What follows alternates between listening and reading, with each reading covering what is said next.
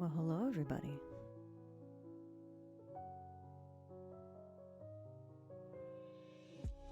Got this, Cobra. You get that, Sumeru. Hey, husband. I'm doing well. How are you today?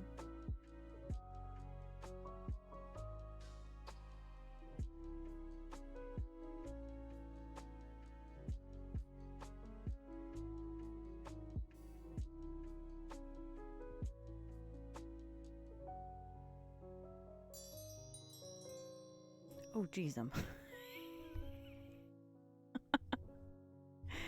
Thank you, husband, for the gift subs and punting off the hype train.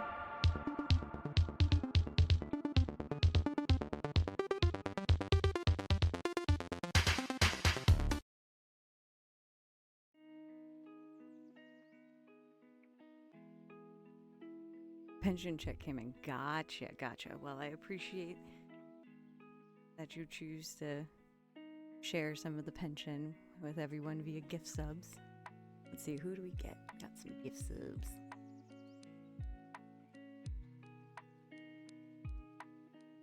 Also, if anyone's wondering, black screen is on purpose. Boop-a-doop-boop-boop-boop.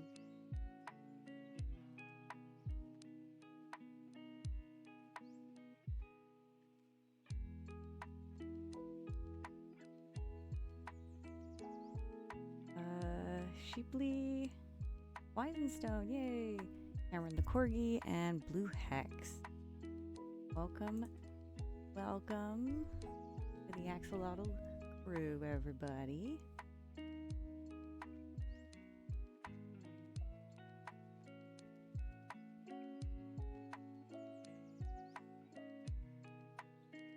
Super exciting.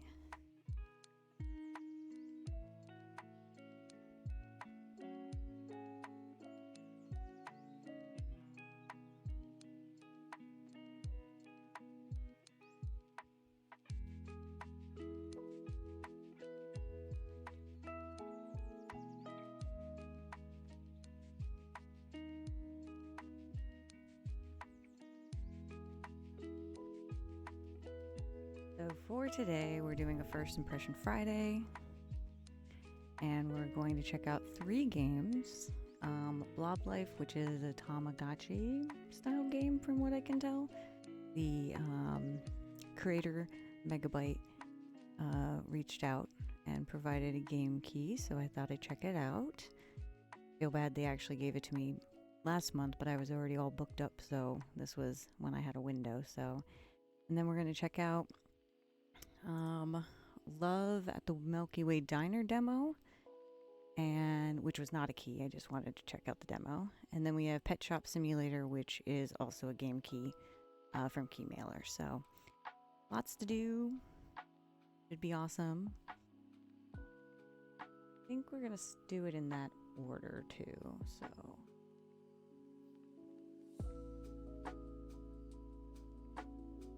Update.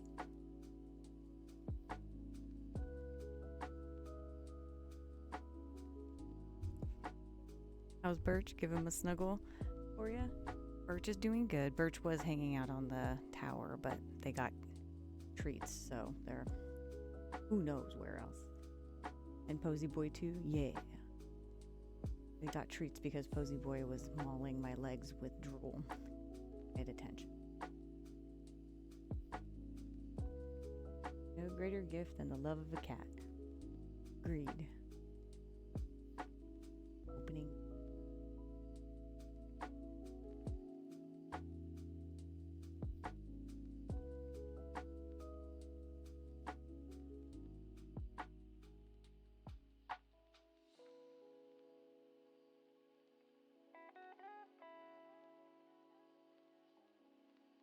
Okay.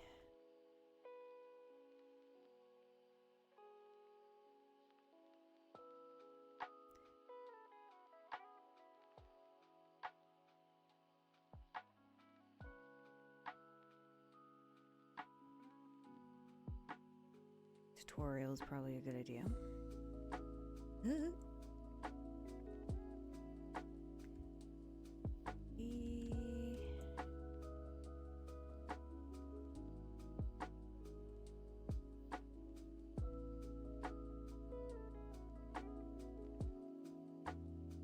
Oh, I can name them. Well, then I know what I'm doing.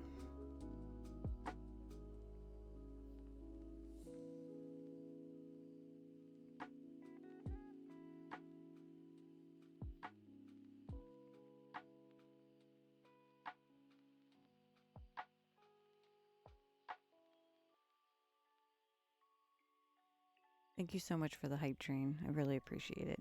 And yay, everyone got an emote. Well, those in the hype train. Looks like a little giggling doggo. Love it.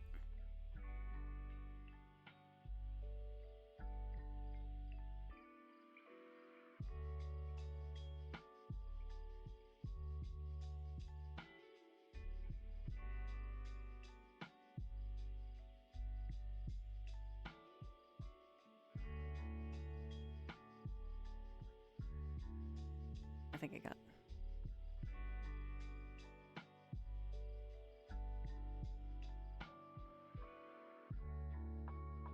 Let's try it.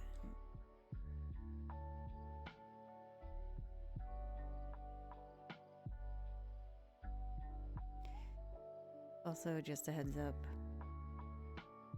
I forgot to put the sound on. Oh me. I'll fix that in a second.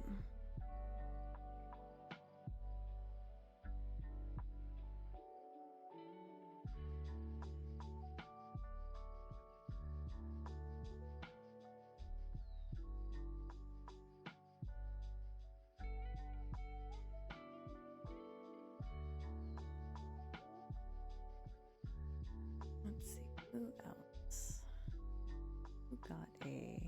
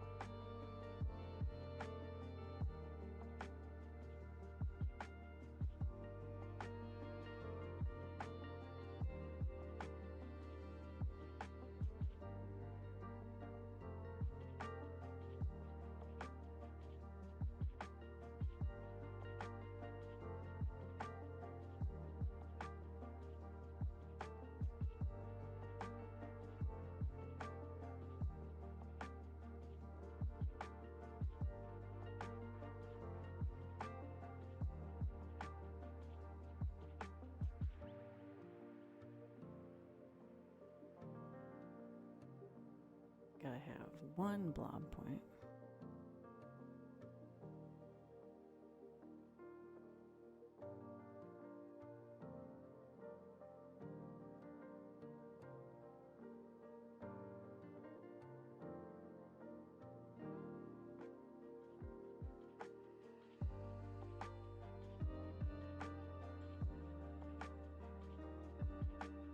They're so bouncy.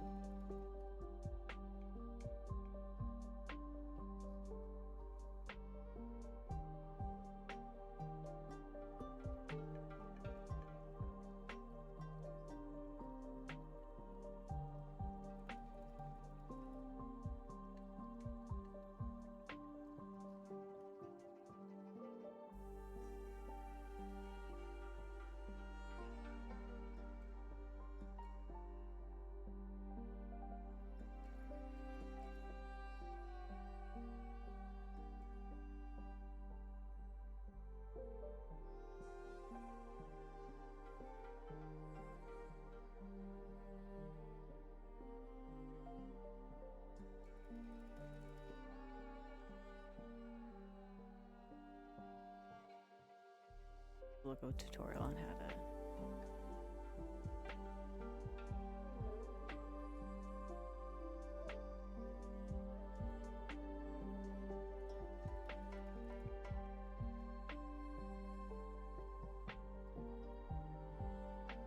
The game I am playing first is called Blob Life. It's a little Tamagotchi style game. Is the corgi sleeping on the trampoline? Okay.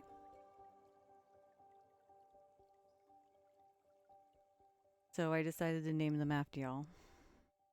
And those who got subs. Thanks, husband. You know, this would make...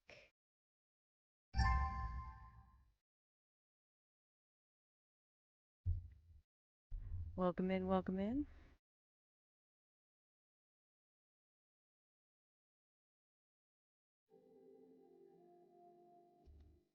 Hey, Cameron the corgi.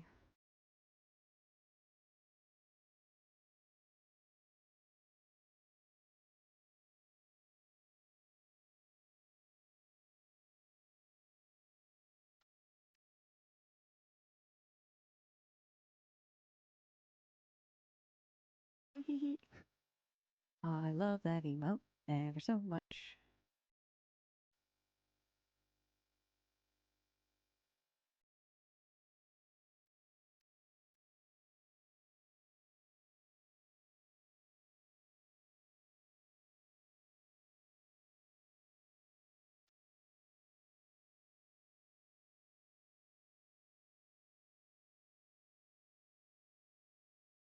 Gotcha.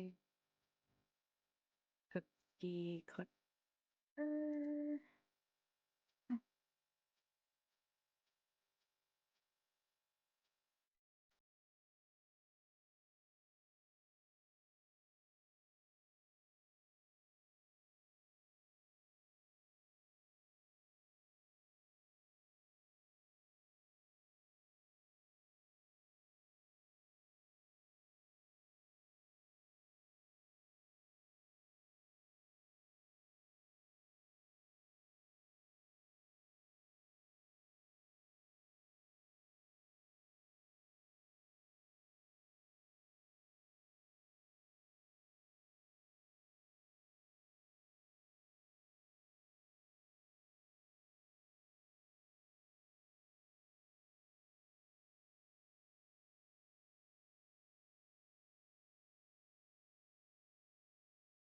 Cameron, I assume you have other corgi emotes as well.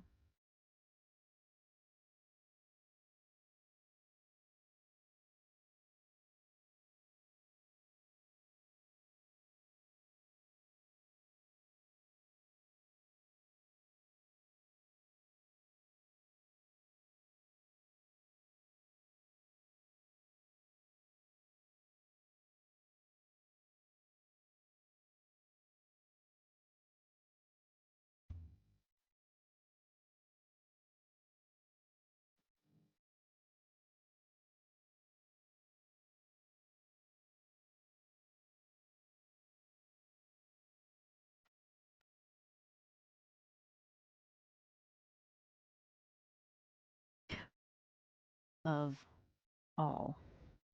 Oh, look at the little Toby one. That's so freaking cute.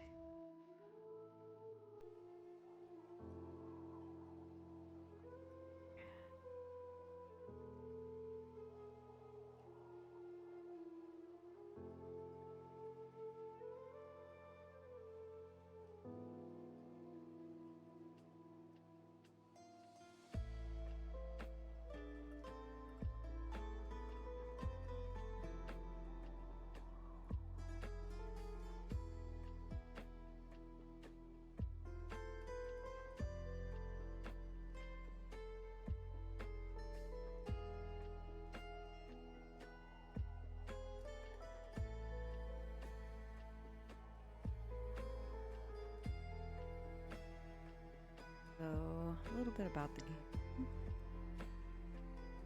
It is a one-person creator, from what I could tell. They originally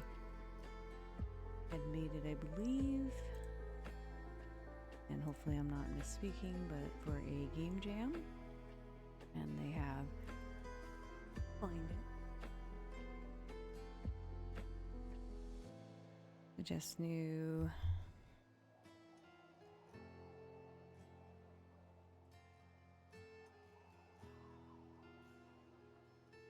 redeem. Is that for suggesting a new redeem? Yeah, that is.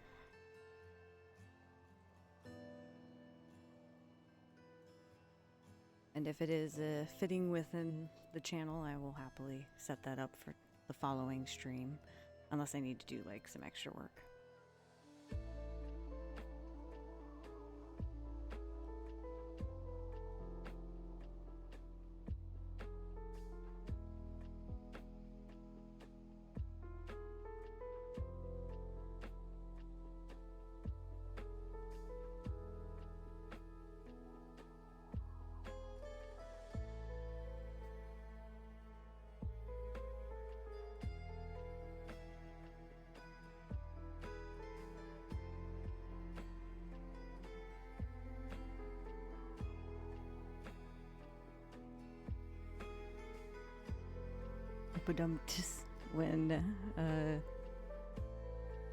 When I make a funny, yeah, I'm for that.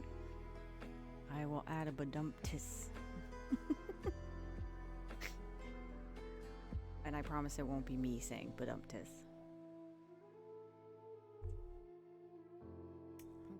Have that in my to-do list, so I will make it so.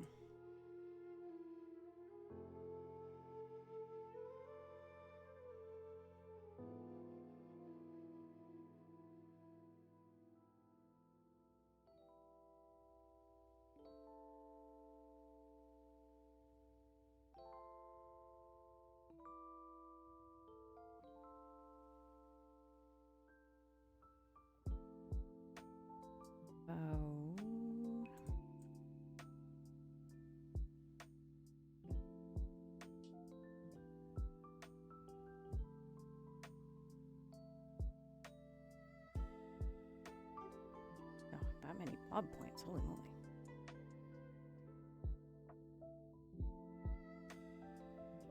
Cake for everybody.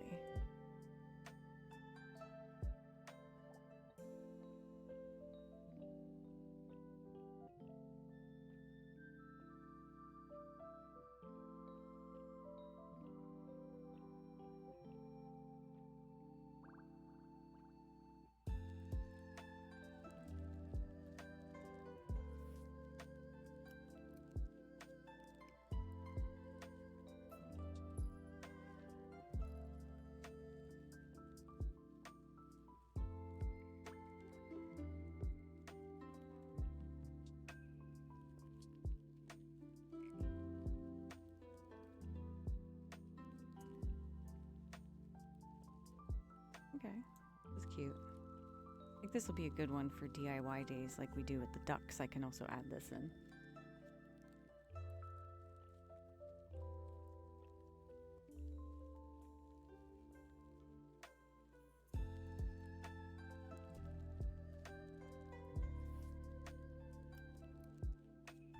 Gotta get things. Okay. Gonna do a little switcheroo now.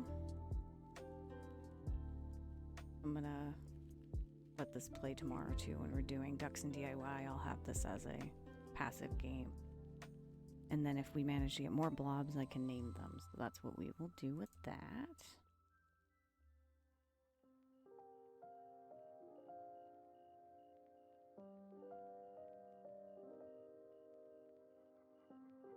Okay, quick transition.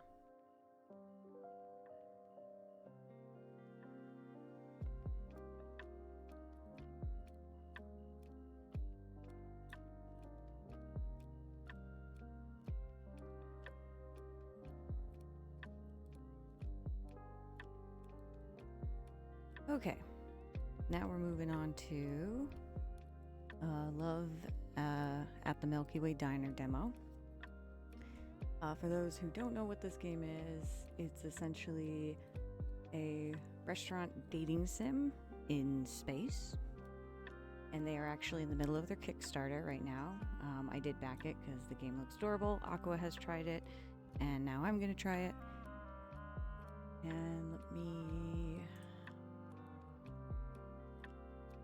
Not keeping up with things.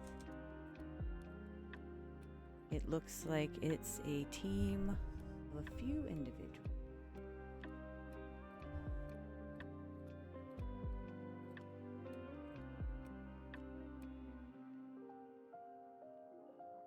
Check out. Oh. Yes, thank you. The Kickstarter does end on the 10th. So you know what I'll do? I will post the Kickstarter page because they are getting very close.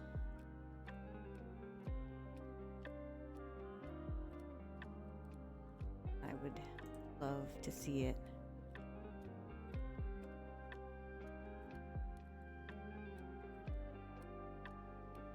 Gracious Kickstarter.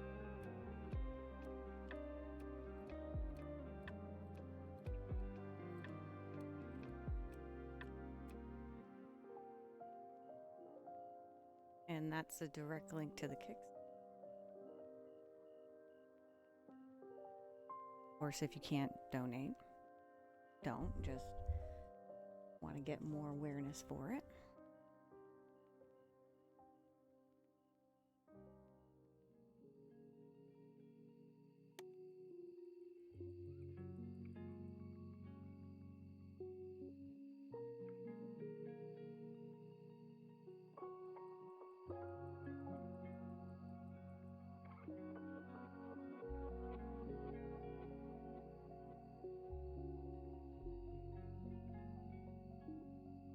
Even just sharing the link helps, yes, and that's why I'm always for that. Hello, traveler. Let's see.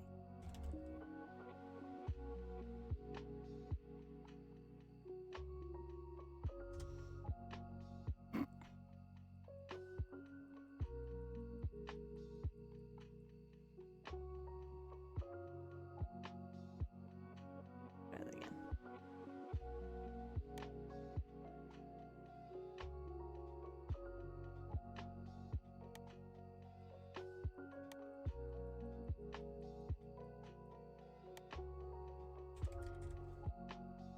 What you doing?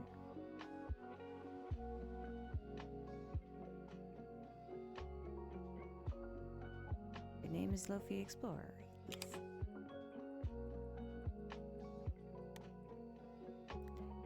I rub my eyes. I'm still feeling groggy and stiff from my time in the transport shift's stasis pods. I stare out of the ship's many windows and into the emptiness of deep space.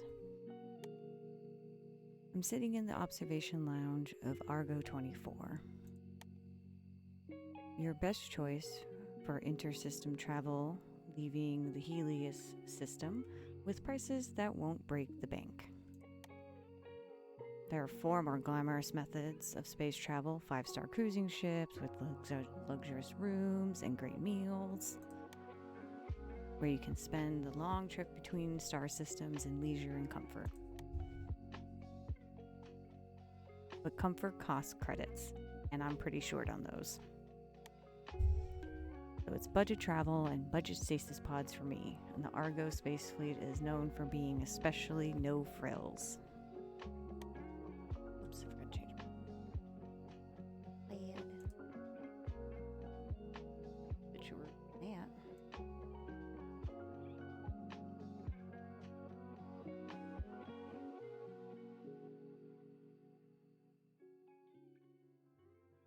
Is somehow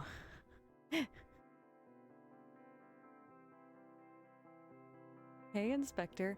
Yeah, what you doing outside the ship?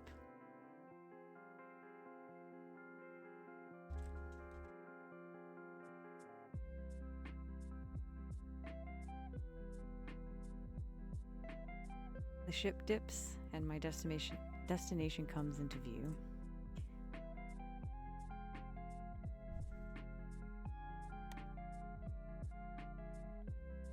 The Deep Space Station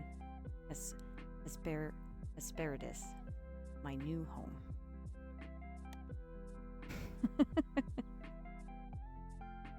It's a sleek...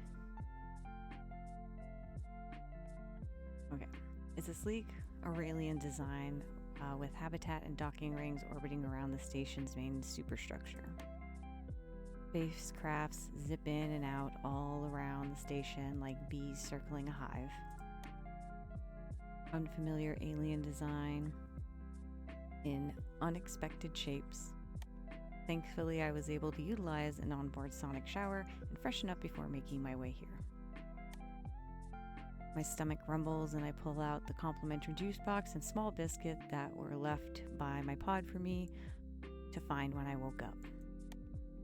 Tear open the package and nibble on the slightly sweet and crumbly digestive.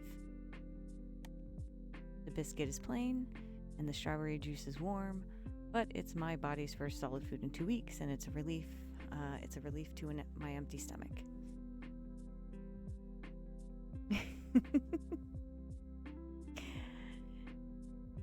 Finally caught me online. I have been caught. Hello, hello.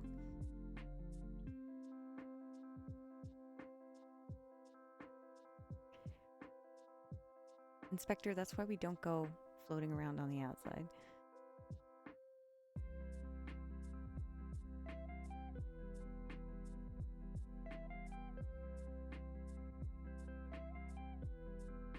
Welcome in. I'm glad you were able to join us. We are currently playing loveatthemilkywaydiner demo, so we're just getting started.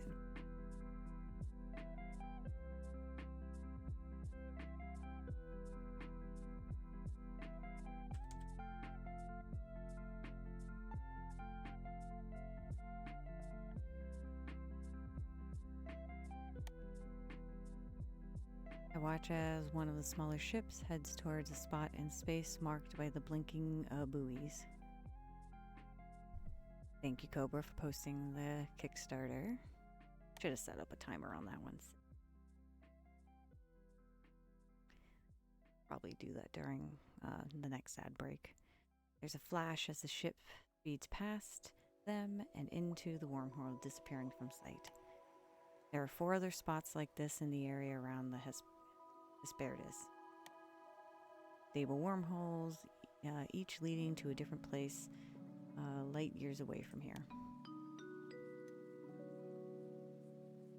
Attention all passengers, we are now beginning docking procedures for Deep Space Station Hesperides. I'm not going to be able to do a lot of voices, because I am no Aqua, but I will do my best. Please make sure to bring all your belongings with you as you disembark. On behalf of the captain and all of our crew, we thank you for choosing Argos Space Transport. Go for it. It's me. I'm the timer. Fair enough.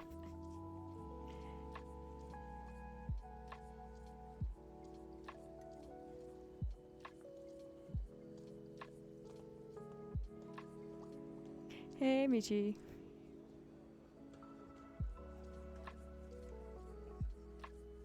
Go for you exclamation do instead of so. Wonder what that would do if we had an exclamation do. Need to check on the nephews? Okay, you do that. Shh. Well, now I want to make an actual command with that, so I'm gonna think of something. I disembarked from the Argo 24 with a massive into a massive arrivals hangar. I'm immediately met with the shift in anti-grav. The difference between the calibration of the transport ship and the station is slight, but there's just a bit more bounce.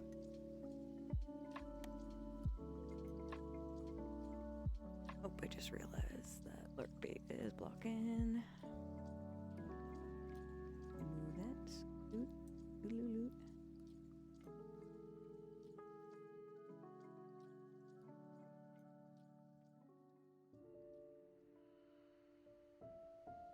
There we go.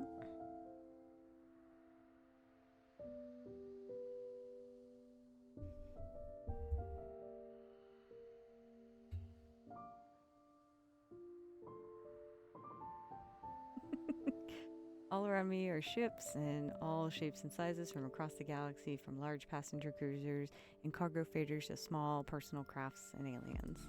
I've never seen so many different species all in one place, hustling between ships, trying to make connections, lining up to collect their bags and moving cargo around. It's a dizzying flurry of fur and scales and tentacles and tails. Oh, that was a great line. It's so much to take in.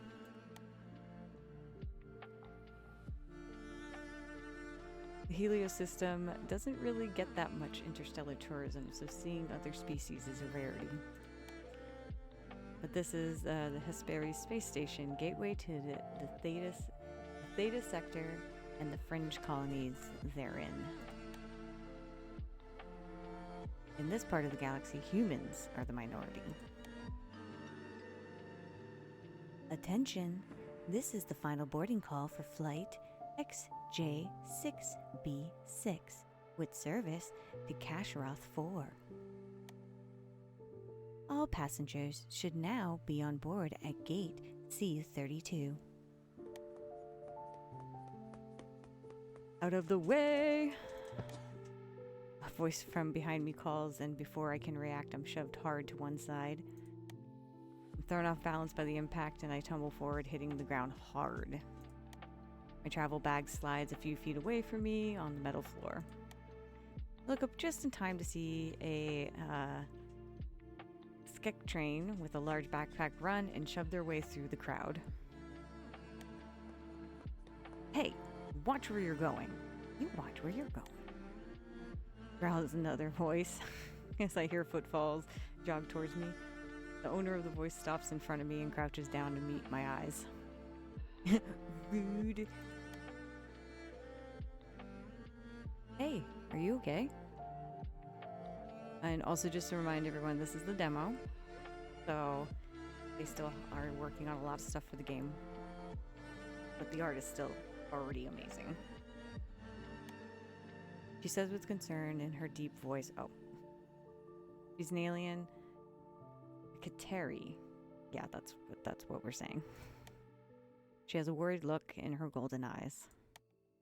Pulling up next to her is a hover cart piled high with boxes. You're not hurt, are you? Okay. I might have a bruise or two, though. I say sheepishly as I rub my right elbow, which bore the brunt of the impact. Here, let me help you stand. She extends her large clawed hands towards me, and I take it. She pulls me up with ease. I can't help but be slightly startled by her strength. Thanks. I say and crane my neck to look behind her, trying to spot my errant bags. Following my gaze, she turns around. Oh, don't mention it, she says brightly as she reaches down and grabs my 2 bags. This outfit is awesome. Just saying. Throwing them both over one of her shoulders with ease. I'm Kael, by the way. She flashes me a toothy smile, her fangs? I like to see Kateri. I've seen Kateris in vids before, or from a distance a couple of times on Mars. But this is my first time really meeting a member of their species up close like this. She can throw me over one shoulder. Cobra already locking in. Oh, there's options.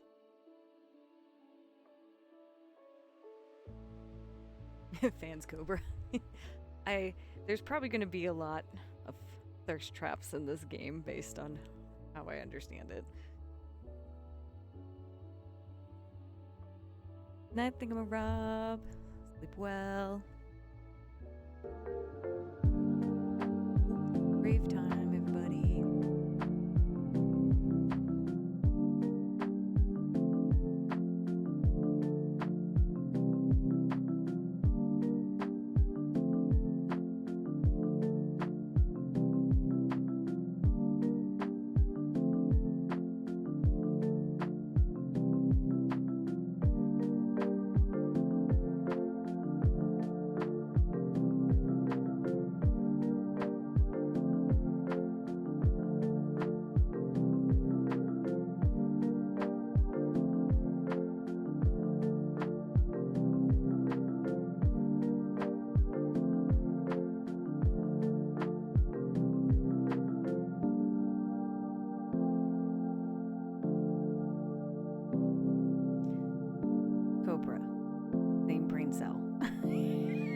used the exact same emote.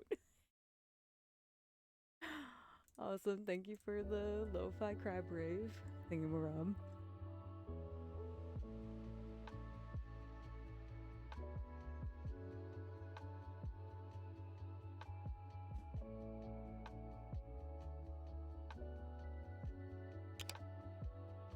She's kind of cool, I catch myself thinking. Picked up my bags like they were nothing, and I'd struggle slightly under their weight.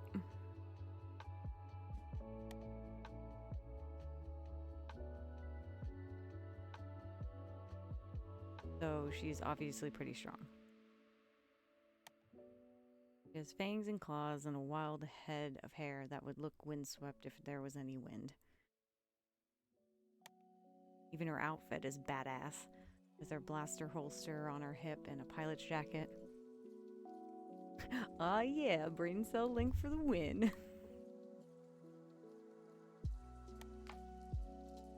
She looks like she stepped right out of a Warp Racers movie. And on top of it, and on top it off, wow, I cannot speak all of a sudden. She's friendly and kind and rushing over to make sure some random stranger like me was okay. I return a smile gratefully. I'm Lofi. Well, Lofi, let's get you to where you gotta go. Do you have a connection to catch? Oh, no connection. This is me. I'm actually moving on to the station.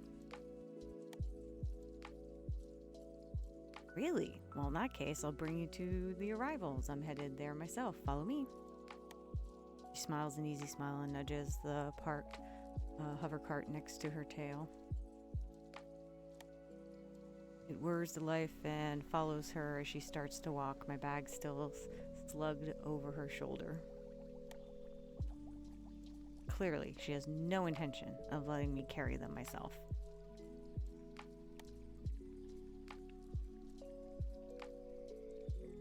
I decide I'm just gonna roll with it for now. I still feel pretty rough from the time in stasis.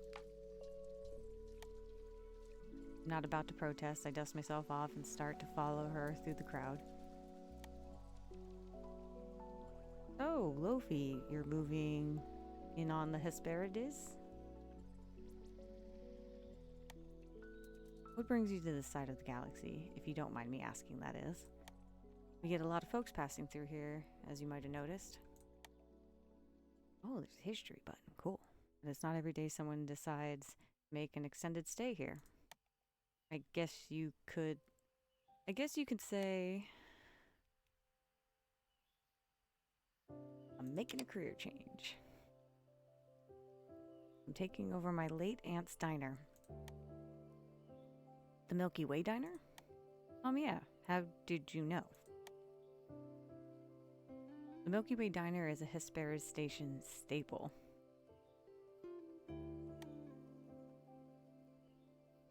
I'd hear it was closing after your aunt passed. It's good to hear someone's keeping that place up and running. It's an important spot for the community here, and when you're this far away from home, community is everything. That's a lot to live up to. I had no idea it was so popular. You and your aunt weren't close? Then quickly, as if catching herself, she says, "Sorry, didn't mean to pry. You don't have to share it if you don't want to." No, it's okay. We weren't. Not really anyways. I only met her a couple times in my life when she came to visit family in the Helios system. She had her own thing going on here, her life out in deep space, the diner. My parents never really had the creds to take us out to the system to visit. Then about a month ago, we got word she had a stroke and passed away. When we got the will, it said that she would like one of her family members to take over if possible. Didn't have any kids of her own, so here I am. So you just dropped everything to come out here? That's pretty bold for someone who's never left their home star system. I'm impressed. Not much to drop when the company you've been working for goes bankrupt and you're out of a job. A fresh start A fresh start sounded pretty good after that. Hello, Princess Zora. How are you? Cobra, could you be so kind and get Princess Zora a shout out? Oh, hi. Hi. Welcome in, welcome in. I'm so glad you were able to join. Just playing some Love at the Milky Way Diner. It's a demo. We're checking it out. And then when we're done with this one, we're going to switch over to another game. So we're just having a First Impressions Friday. And everyone should go check out Princess Zora and give them a follow because they're awesome and they do really fun content. And the second link that was just given is the Kickstarter to this demo game. And it is a life simulator dating sim in space. It's more complex than that, but you know.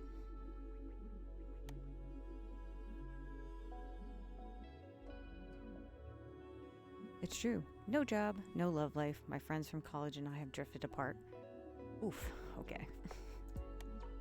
Sure, my family was there, but they all had their own stuff going on. You just went ham on a bag of Taki chips? Nice, nice. We'll regret later.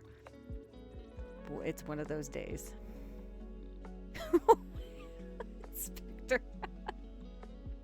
Wow, game. Stealing life.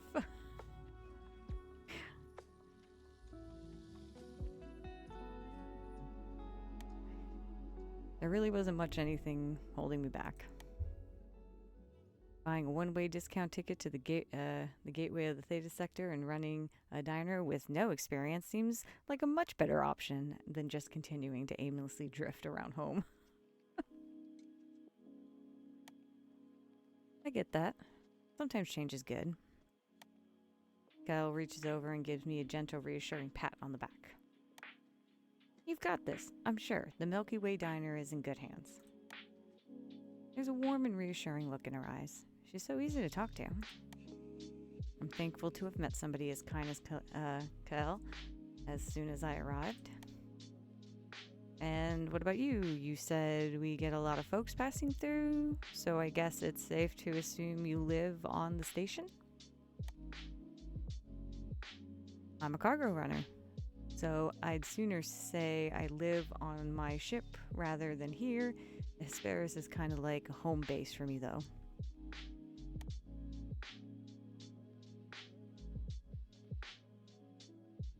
Isn't that Superman's name? Yes, I don't know if it's spelled like that, though.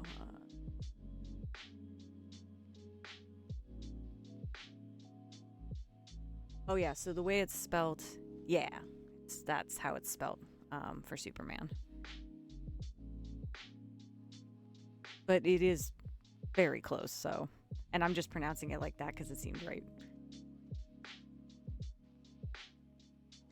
Got a good steady list of clients here, not too far of a trip to Ranon, and the people here are nice. What kind of cargo do you run? That depends on... Amber's eyes narrow and her ear twitches slightly. You're not a Gabby agent, are you? A Gabby, like they're a Gab. Gail said with a conspiratorial edge to her voice. The Galactic Alliance Bureau of Investigation. No. There's an obvious unease tone to my voice. I'm just messing with you, Lofi, she says with a laugh. I transport the usual stuff. Tech, food, alcohol, medicine, fun stuff like that. I do supply runs for a couple of the on-station merchants. You can place an order with me if you needed something, some ingredients they can't grow on the agricultural deck. I have a great whisker fish supplier back on Ranon also. She leans in a bit closer and says, just a bit quieter. I have connections in just about every sector of the galaxy. Can we talk about rum? I mean, we can. Whatever it is you might need, I can find it. For the right price, of course. Well, there you go. There's a good question. First off, reminder, 18 plus stream. What is if you drink, what is your favorite alcoholic mixed drink if you do that? Belle says with a wink and an undeniable flirty tone to her voice. Oh, hey girl. Am I being hit on by a Qatari right now? Kel isn't exactly being subtle. I'm not necessarily surprised she'd be interested in a member of a different sapient species. After all, interspecies couplings aren't unheard of. People from different star systems have been living side by side for centuries. There was even a Martian drama series a few years back about a Naru and a human. I am surprised she's interested in me.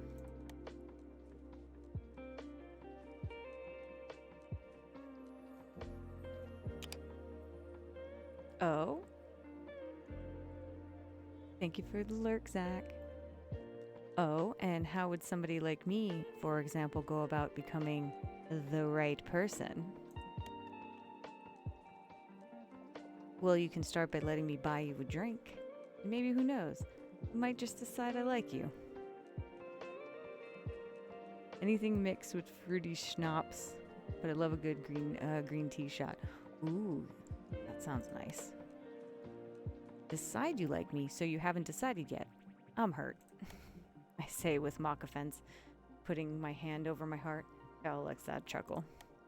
Maybe I just want to make sure I was right to have a good feeling about you. Then I'll have to take you up on that offer, won't I? Maybe I'll even cook you something on the house to really win you over? Emotional damage. Can Qatari eat pancakes? I feel like pancakes are a diner food. And easy to make, I think to myself. We can. I've had them before and enjoyed them. I like sweet things. Gin and tonic, dark and stormy, or anything with rum. Got it. I mean, you are part pirate, so makes sense. No wonder you had a good feeling about me then. Kyle's ears perk up in a bit of surprise. For a moment, I think I might have caught her off guard, but she quickly recovers with a devilish smile. Because you're sweet? You said it, not me. Kyle chuckles and leans down slightly so she's closer to my ear when she says, "Ooh, this is just kicking off, okay."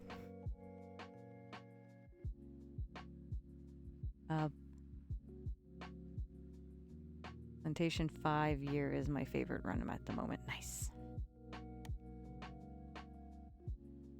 Got me there, sugar. Girl literally purrs when she says the word sugar. I feel a tingle run up my spine and my face flushes deeply. Oh, he's good, I think to myself. He leans away from me with a knowing smile. Fans Cobra faster. Get her a swooning chair.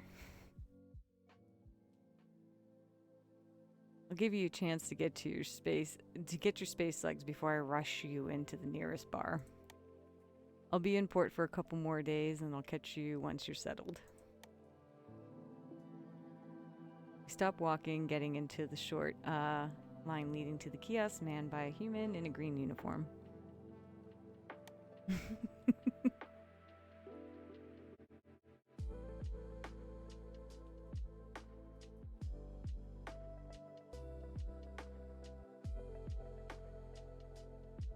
All right, here we are, she says, putting down my bags.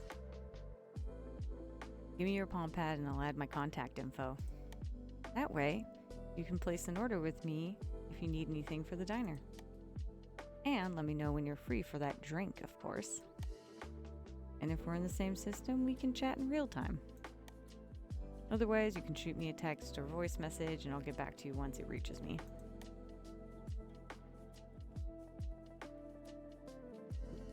Can we have a chit-chat version of that? Oh, the little thirsty sweats. Yeah, I can talk. Talk to my artist about that. But we'll have to unlock a new emote slot.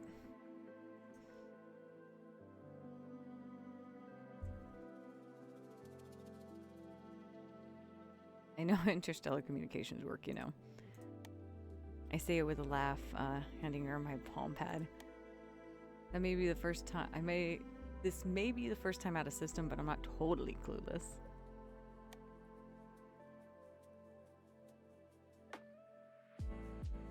Just do me a favor, Cobra, in Discord.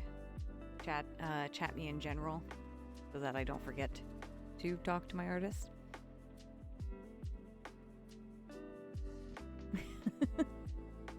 I know, just a reminder. She says as she types her contact details. Her hands in my she hands my palm pad back to me. I've noticed we made it to the front of the line now. We got to get all this stuff where it needs to go, so I'll head in first.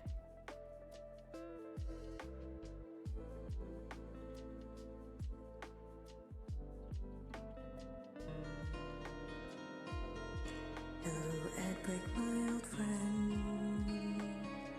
I'm here to watch you once again. Okay, incoming ad break.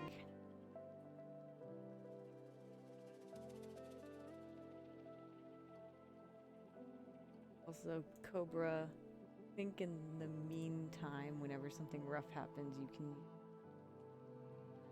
This emote? Yeah.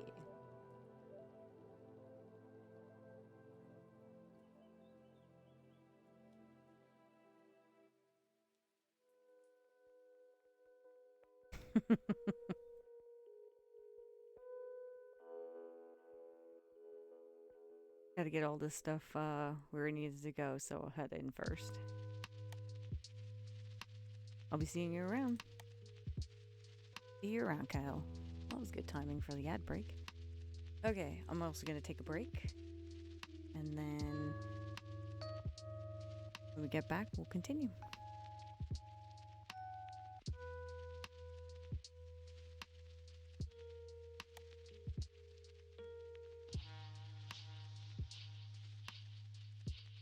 Puts a large hand on my shoulder as she passes by me and walks up to the kiosk, cover cart following behind her. Okay, you fishing fiends. Be back in a few. Fish away.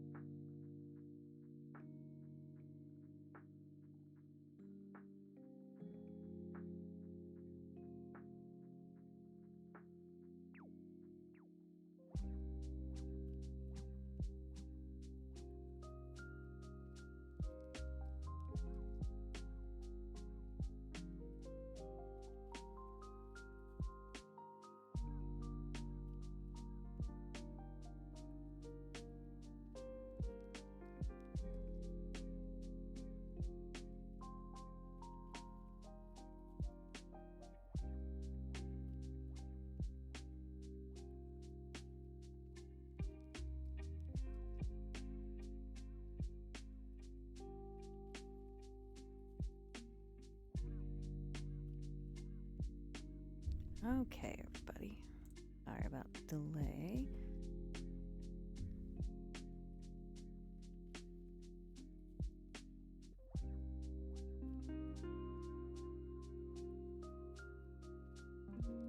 I was just adding.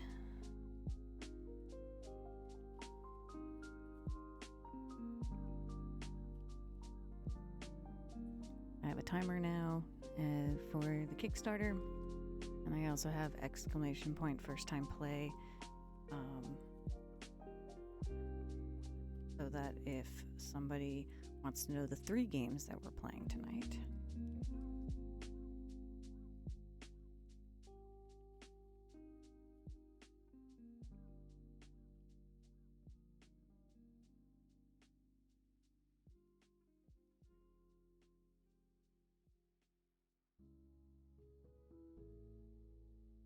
Well, thank you, Cobra. And thank you for testing it out for me.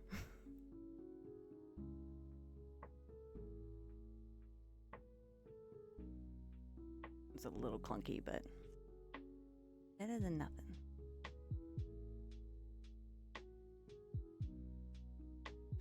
At least.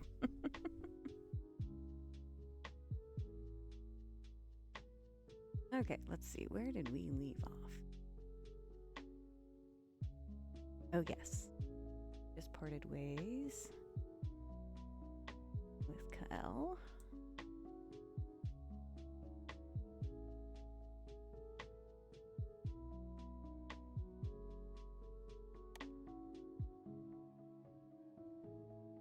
Officer Shiwu Morency. What's the head of security doing checking arrivals? From where I stand, I can now get a better look at the human man behind the kiosk. Officer Shiwu, as Kael had called him. He has wavy chocolate brown hair that curls around the nape of his neck and a stern expression in his face.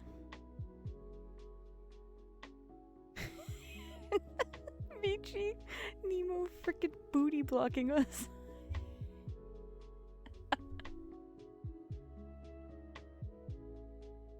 Cooking for nephew-in-laws because you can't let them starve. Yes, no starving nephews.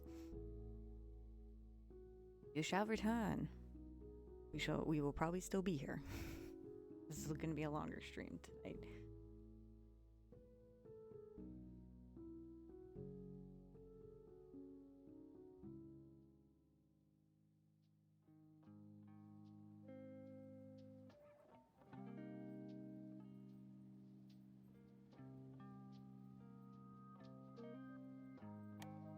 He's not too tall with an athlete's build. Can't help but notice the prominent bags under his dark eyes. He looks like he hasn't had a good night's sleep in ages. Officer Eshket called in sick today, so I'm taking over his duties for now. Can I please get your name and purpose for your visit to the station? Yeah, I'm not doing his voice justice by any means. His voice is deep and soft with a stern edge and a slight fringe planet accent. Maybe I should just get a voice moderator set up on my stream deck for this in the future. Really, Shiwu? We gotta do this whole song and dance every time? Not like you don't know my name and call sign by now. I know your name, Kael, but regulations are regulations. And there are questions I need to ask every person who goes through arrivals.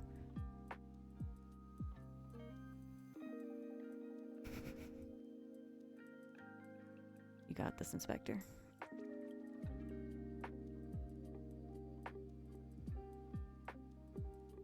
I'll get a little more Eeyore on Shiwu here. Now, can I please get your name and purpose for your visit to the Hesperus station? Kael tail twitches slightly in irritation as she rolls her eyes. Kael Vashruna, cargo delivery for Ashketh General, Haley Roswell, and Wayfarer's Rest.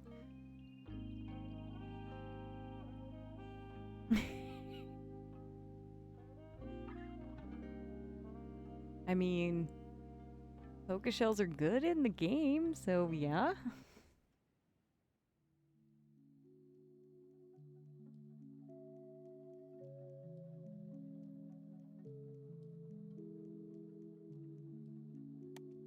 Shipping manifest will be under call sign Starblazer.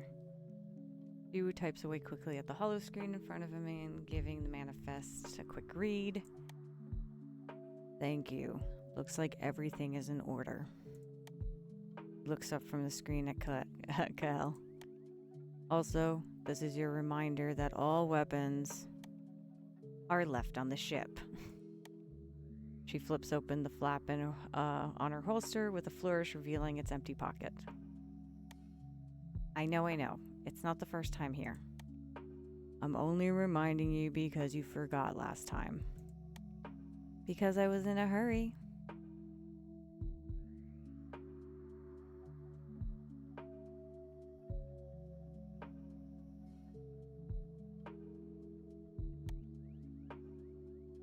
I had a row that needed to get back into temperature control. It was losing freshness by the second.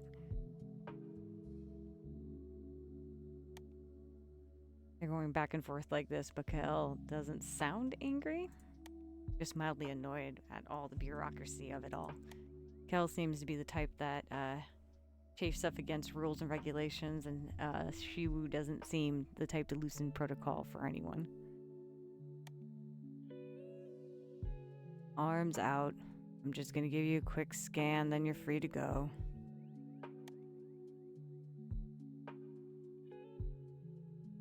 Can I heal my not zombie villager?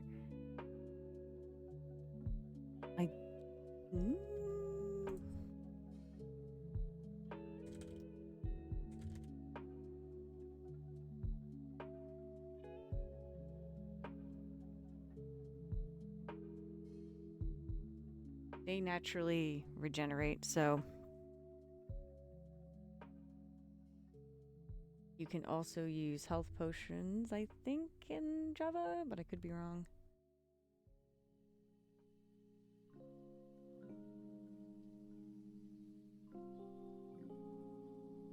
Is it too late to go into creative? No, it is not. Give me a second, though. Poor Karen is on one heart, not sure what she did, but I hope she won't die. I'll try to get you some. Still cooking? Okay, sounds good. When you get into the game, let me know so that I can then switch you, because I have to do it when you're in game. And Queasy, I also tried giving them some food. Sometimes that helps, I think, but I could be misremembering.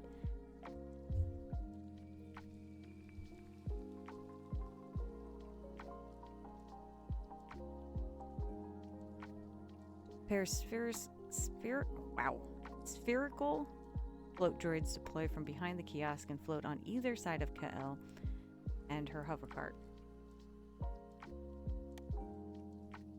Scanning. Please hold still.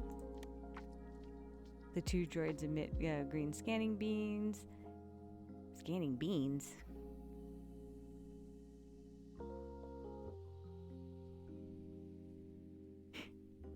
Eat the bread, Karen. If you throw it at them and they pick it up, then you're good. Kind of like green scanning beans. Okay, and float around Kael, scanning her and her cargo. Don't scan my bean. Bot rude. By the way, you look more exhausted than usual today. Are you holding up all right? Now is Shiwu's turn to roll his eyes. He sighs a bit and rubs the back of his neck. I appreciate your continued concern about my well-being, but really, I'm fine. It's nothing new. Still, you should check in with Saria. I did a couple days ago, but like I said, I'm fine.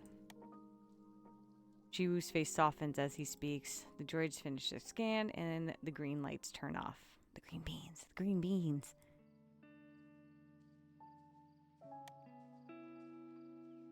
No, no, No forbidden articles or pathogens detected. oh, Kael Vosh Runa, you are free to proceed into the station. Please enjoy your stay. okay. I bought you some new herbal tea from Rannon. I'll leave it in your mail locker. Thanks, Gael. I'll be sure to try it before bed tonight. Oh, look at that cute smile he has. You better. Let me know how it goes. I'll catch you later, bud. With that, Kel gives her card a nudge and she walks into the station. But not before looking over her shoulder at me and giving me a smile and a wave. See ya, sugar. Woo! And with that, she disappears around the corner. I grab my bags and lug them over to the kiosk where Shiwu stands. Welcome to Hesperides. Can I please get your name and purpose for your visit to the station? Shiwu says, meeting my eyes over his hollow screen. Lofi Explorer. I'm moving on to Hesperides to take over the management of the Milky Way diner. Shiwu raises his thick eyebrow and the corner of his mouth lifts slightly into a small smile. Aha!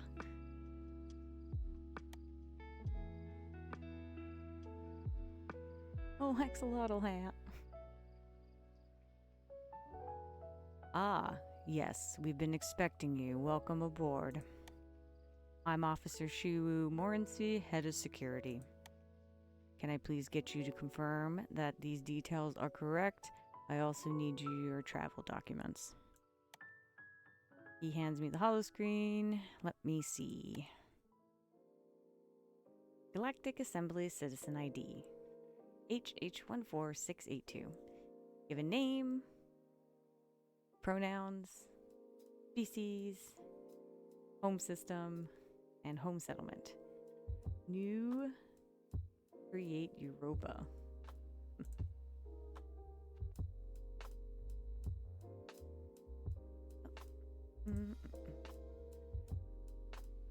I scan my wrist chip on my holoscreen before handing it back to Shiwu, who gives it a quick once-over. All right, everything looks good. This is a GA Category 3 station, so all Class 4 and above weapons are strictly prohibited on the Hesperides. If you are carrying any energy blasters, phasers, electropulse emitters, or laser swords, please leave them with me. We will store them in a secure location till such time you leave the station. Laser swords.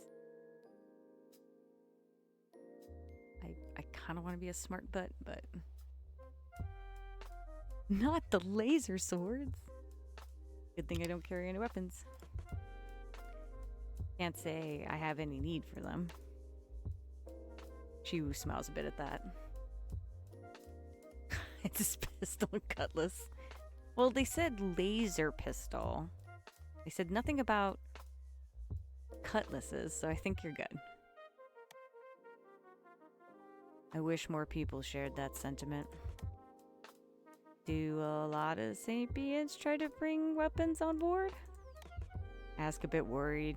I heard stories on the news of lawlessness in certain parts of the galaxy where the GA has less control. Or should they call it GA? GA or GA? Which one should I call it? Speaking of pirates. Stories about pirates and bounty hunters armed to the teeth.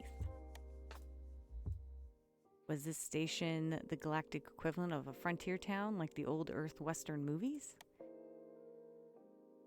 We're not too far from some fringe colonies. Things are a lot rougher out there. But personally, I've always felt that carrying a weapon invites more trouble than it solves. He looks up from the screen and meets my eyes. I must look worried because he quickly clarifies. You don't have anything to worry about. The station is completely safe.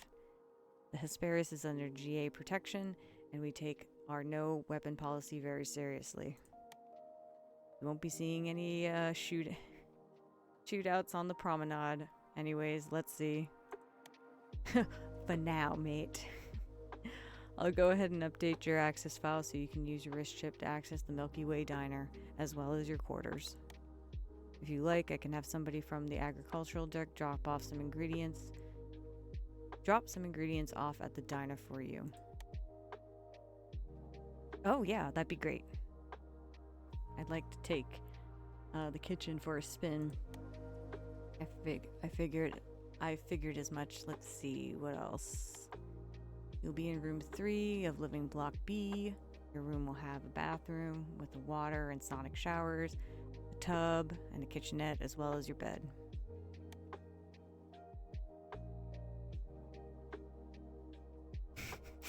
I'd sleep. Sheets and pillows are provided, and the room has been prepped for your arrival. There is also a common space with a living area and a large kitchen. Your neighbors have already been told to expect you. Please make sure to introduce yourself when you get the chance, as you'll be sharing the space with them. I've heard about similar setups in other stations and space colonies. Life in space can be isolating, so dwellings and neighborhoods are often planned with the emphasis of community building. Noted.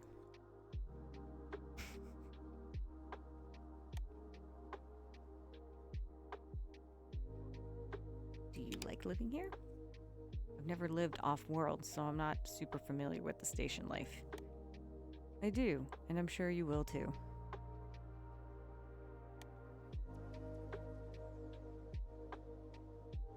Sharing space with your neighbors and living alongside different species can take some getting used to if you're not accustomed to it. But you'll get settled soon, so try not to worry too much.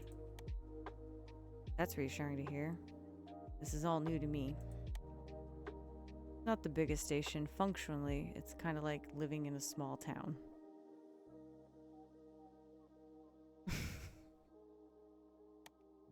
I'm just imagining this is happening like right around behind me, around the corner in the hallway.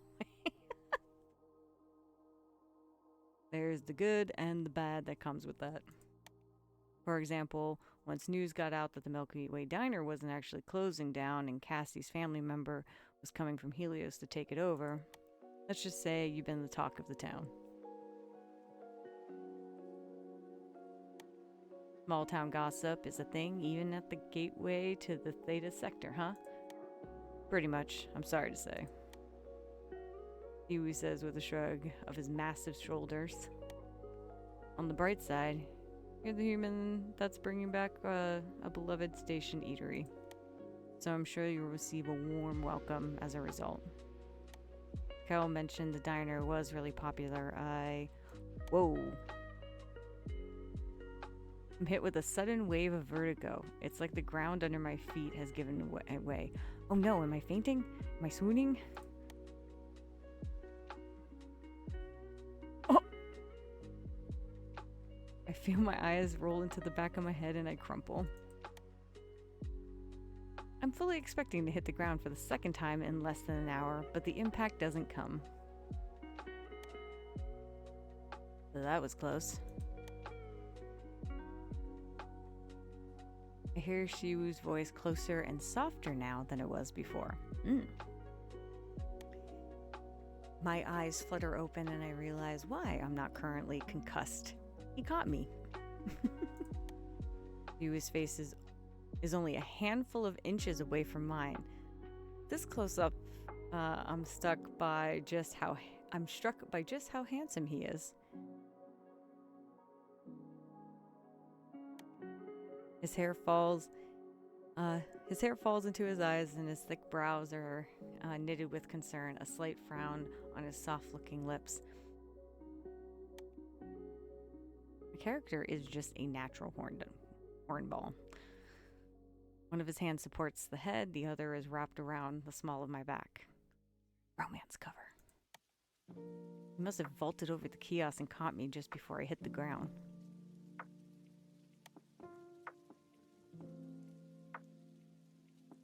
Hurry to stand up.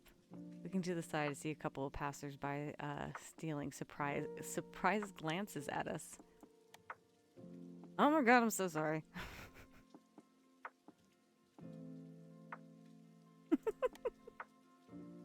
stammered out flustered. I escape his arms and attempt to hurry to my feet.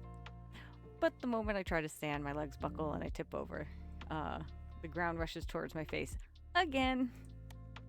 Thankfully, Shiwu manages to grab my wrist before I face plant into the ground. He pulls me up, supporting me as I regain my balance, and my head slowly stops spinning. Easy there.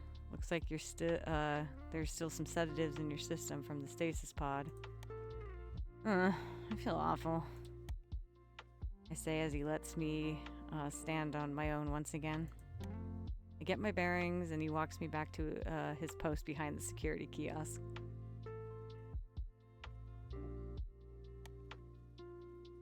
If it's any consolation, you're not the first person to faint from the cheap stasis sedatives.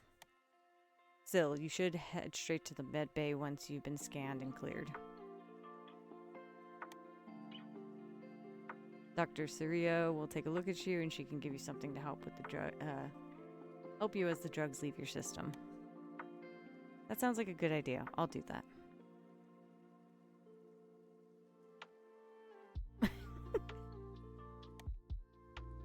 All right, arms out, Shiwu says as the two float droids deploy. I comply. They take a couple of moments, complete their scans. No forbidden articles or pathogens detected. Lofi Explorer, you are free to proceed into the station. Please enjoy your stay. I start to pick up my heavy bags. You can just leave those here. I'll get a delivery bot to take your bags to your room.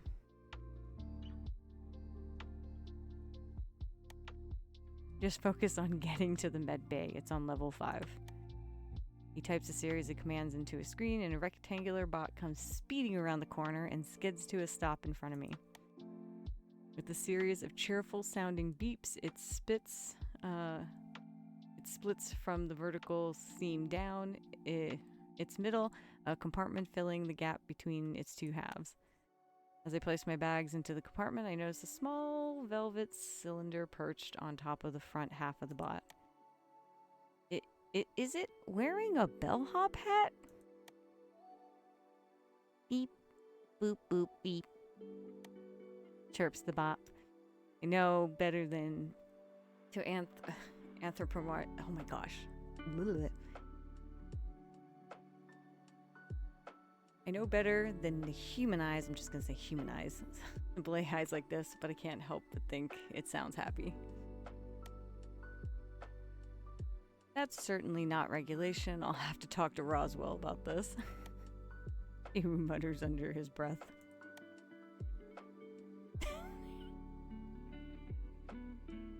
Now loaded with its cargo, the delivery bot closes the compartment and speeds away as fast as it came.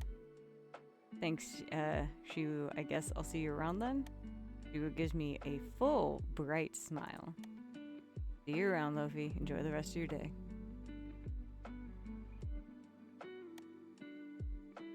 You as well.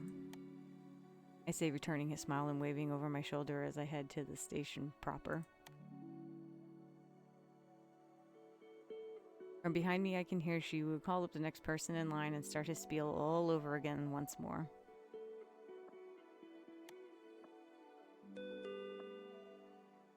A light chime goes off as I enter the med bay. I'll be with you in just a moment, calls out a calm, feminine voice. Just take a seat in the waiting area.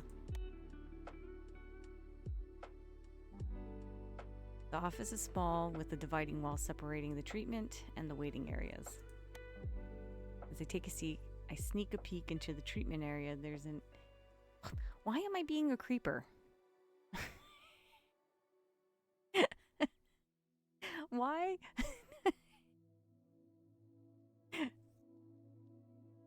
Oh, hello. I know. I'm not gonna lie. My eyes bugged a little bit. There's an examination table as well as an open med pod where a short Aurelian woman in a hospital gown sits. Anaru in the doctor's coat Anaru in the doctor's coat faces her, looking at the notes on her holopad. I'm never leaving. I feel kind of sick.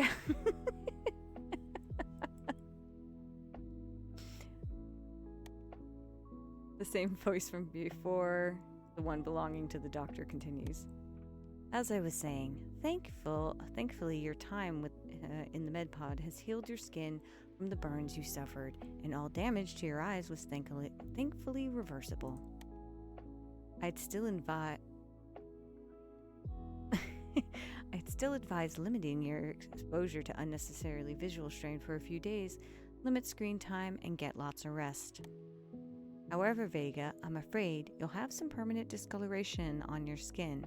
I doubt this is what you wanted to hear. Sadly, Aurelian's skin is particularly prone to scarring, especially after a trauma like the one you faced. There is, of course, the possibility it will continue to fade as time goes on, and if you like, I could put you in contact with a cosmetic dermatologist specialist on Chios.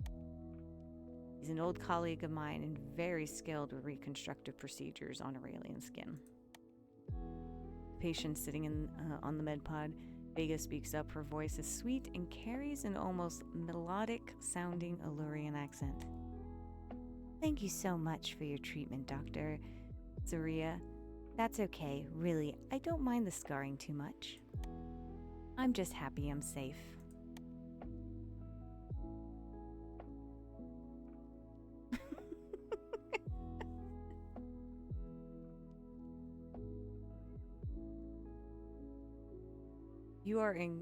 You are incredibly fortunate that that Officer Shiwu was able to get you out when he did.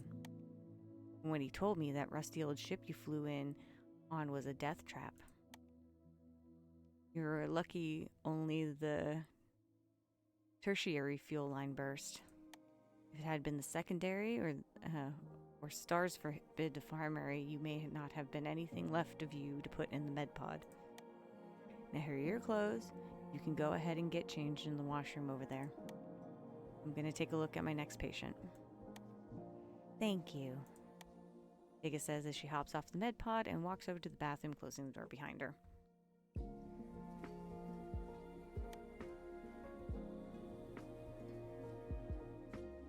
All right, you can come on over and take a seat at the examination table here.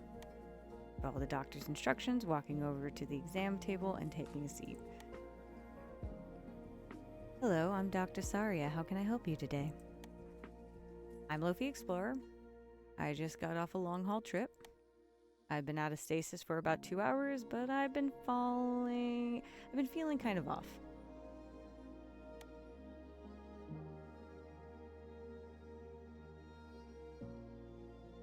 Bit sore and dizzy. I have a headache. I fainted earlier. I see. That's not good at all. Saria says, typing notes into her holopad. How long did you spend in stasis? Did you fly in on a personal or mass transit craft? Mass transit, one of the Argo space line ships. Saria winces and clicks her tongue in disapproval. That makes sense. The brand of sedatives for stasis the Argo space fleet uses are outlawed in Naru space for this exact reason. Oh, thank you so much for the shout out. And hi, Lilo. Welcome in, welcome in.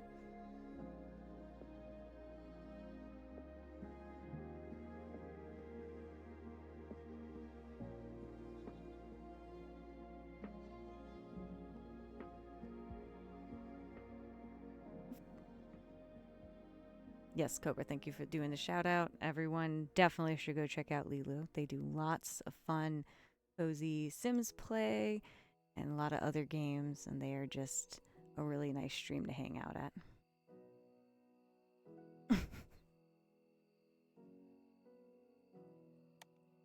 And for anyone who's just joining us, we are currently playing a demo of Love at the Milky Way Diner, cooking and dating sim in space, so sci-fi.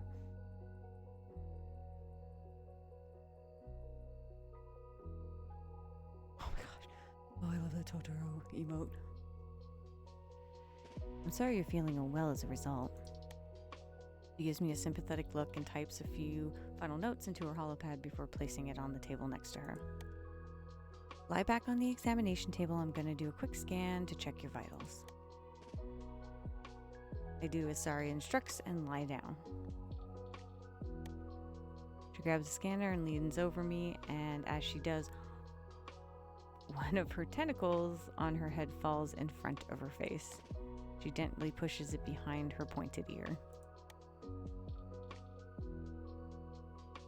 I can see the chromatophores in her skin at the tips of her tentacles shifting, different shades of mostly coral pink, but looking closer I can see an undertone of blue and green.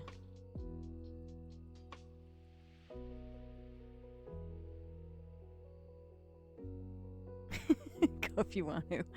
I get to stay with Dr. Mommy. I mean Doctor. I should get, when this game fully launches, which I believe it will do well, I will make a how many times chat gets thirsty from characters in this game. Sari hovers the scanner over me and I do my best to stay still. After a few moments, it's over. Alright, Lofi, you can sit back up now. It seems like your body is still attempting to break down and process the last of the sedatives in your system.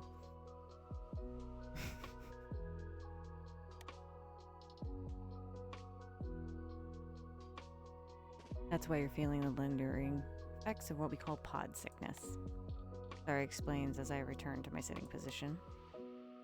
I can give you an injection that will speed up the process significantly.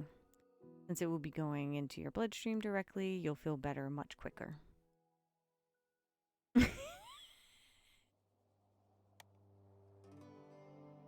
Are you okay with needles?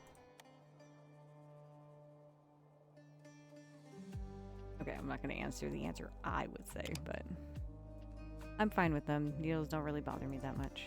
That's good to hear. Sit tight while I get everything prepped then. Samara knows how to share.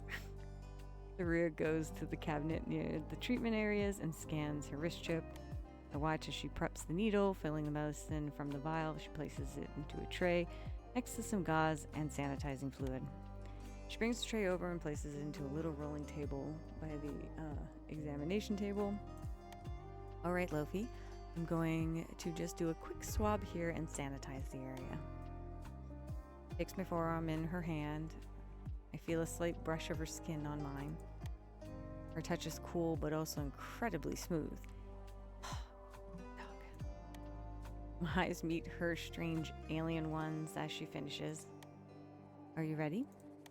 Yes, looking at me with a calm, pleasant expression. I can't help but feel a slight flush creep over my cheeks as she says those words.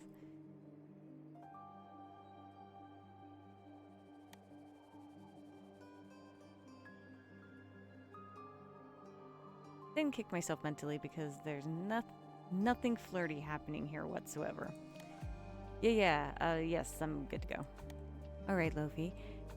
Can you breathe in for me, please? Now out. As I exhale, Saria swiftly administers the shot, then covers the small puncture with a little med patch shaped like a little yellow star. Oh, Band-Aid.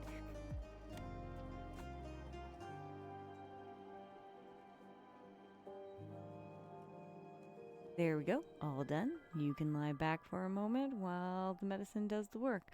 I'm gonna clean this up. I lie back down on the table as Saria sets about putting her supplies away. So you're Cassie's relative that's taking over the Milky Way diner? Yeah, Officer Shiwu mentioned people on the station have been waiting for me to get here. We have. Welcome to Hesperas.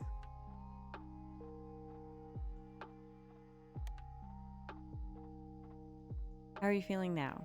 Would you like to stand up? I get off the examination table. The difference is startling. My headache and dizziness are gone. I feel much better now, thank you. I'm glad to hear that. Are you going to be heading to the diner now? Yeah, I'm starving. Officer Shiwu said he was going to ask someone from Agricultural Deck to come with some produce. I better head over there if I want to meet them. Sounds like a great plan. Maybe you can come by the diner sometime. I think I'll be open in a couple of days. I was planning on it. It'll be nice not to have to cook for every meal again.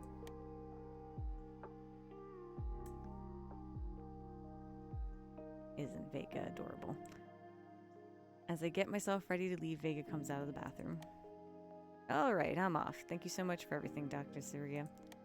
It was my pleasure, Vega. Feel free to come back anytime you need anything else.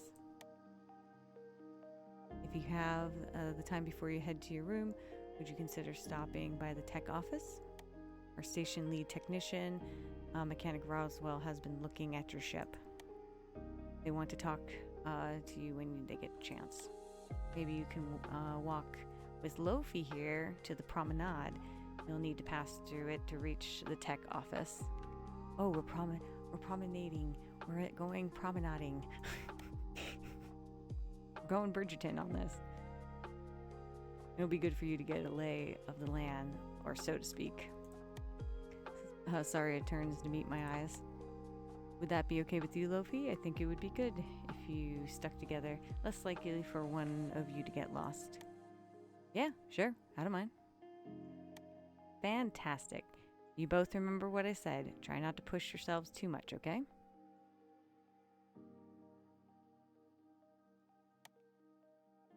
And please come back the next time you need medical assistance. You've got it, Dr. Surya. Thanks for all your help. I walk over to Vega and she gives me a polite bow in greeting. I return the gesture. Hi, I'm Vega, she says, raising her hand in a small wave. I'm Lofi. Let's head out. I turn and nod my head to Surya, as well as leave the med bay. Well, Inspector and Cobra slap fight. Goodbye, Dr. Surya. Surya smiles and waves us goodbye. So, how you holding up? Sorry, I didn't mean to eavesdrop, but from what I heard, it sounded like you had a rough couple of days.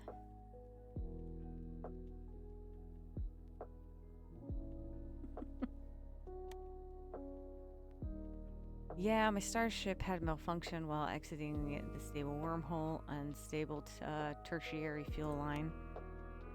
I thought I could handle it on my own, so I tried to fix it myself, but... She gestures to the discolored side of her face. I might have overestimated my own ability. Thankfully, I was able to get a distress call out before something really bad happened.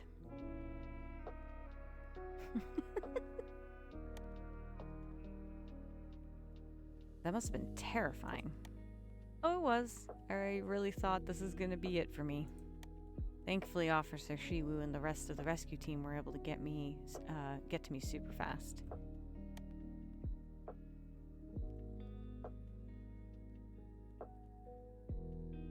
I'm holding up pretty well, all things considered, just a bit stiff. I'm glad to be up and walking. I know the feeling. I just got out of a 2-week stasis earlier this morning. It feels good to stretch my legs. I've heard those long-haul stasis pods are super awful. Why you were in the med bay? Pod sickness? Yeah, they really are. I feel much better now, but I fainted earlier. Thankfully, Shiwu was there to catch me, I think to myself.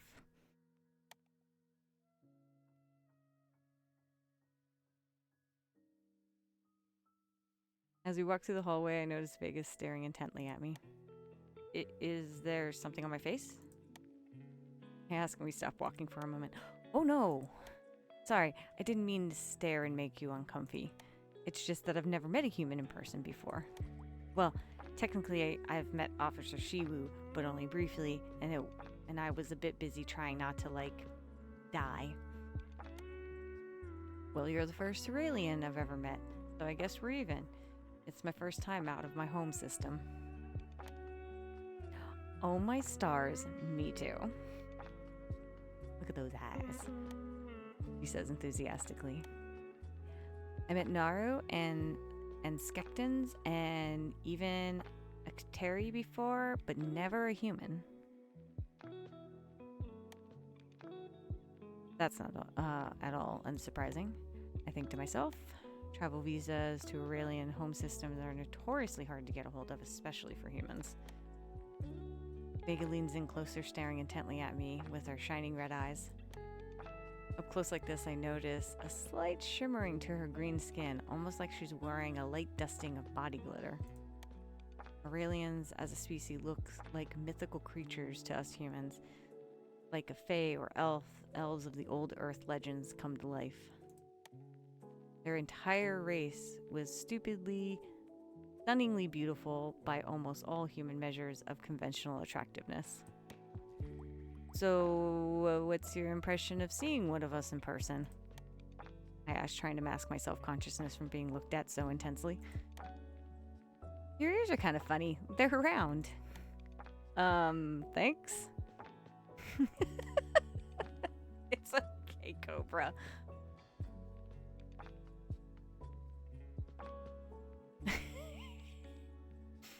Cobra, would you like to pick how I respond?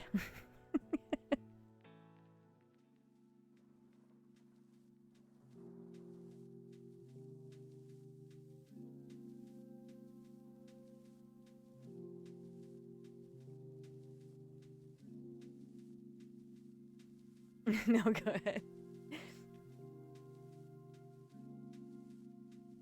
Well, Aurelian sparkle. Of course. I guess humans don't? We do not. Not unless we're wearing makeup, that is. I say with a little laugh, shaking my head.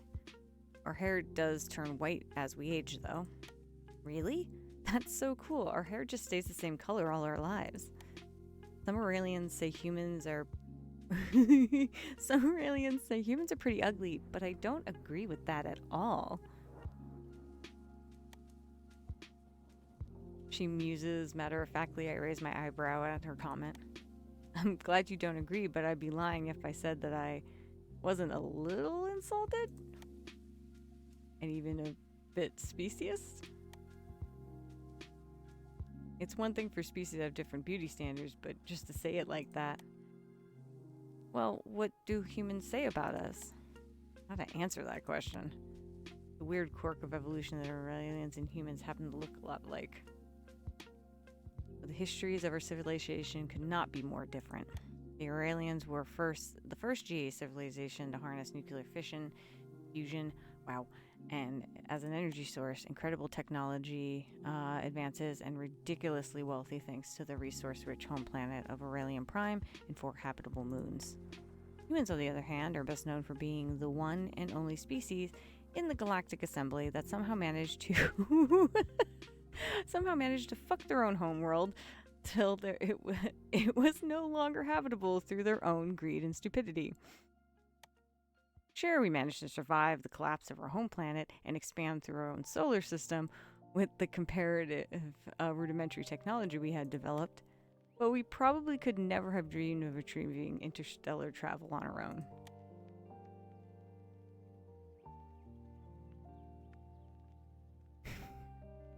It's doubtful the GA would have reached out and made first contact with the primitive resource-poor residents of Helios system had their hand not be forced. It was an open secret that the Aurelians tended to look down on our species more than any other. And the general human consensus Aurelians are a bunch of beautiful rich snobs, blessed with the ridiculously good looks and more resources than they know what to do with.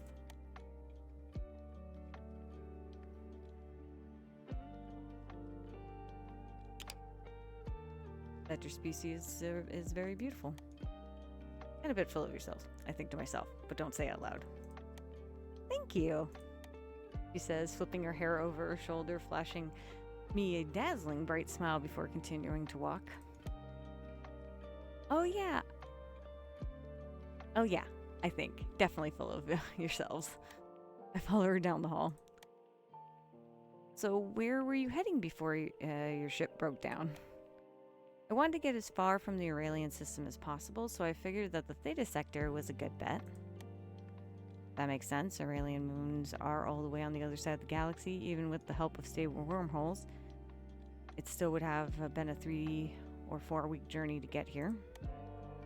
You're not a criminal or something, are you? On the run from the law, headed to a fringe colony to lie low and plot your next big heist? No, nothing like that.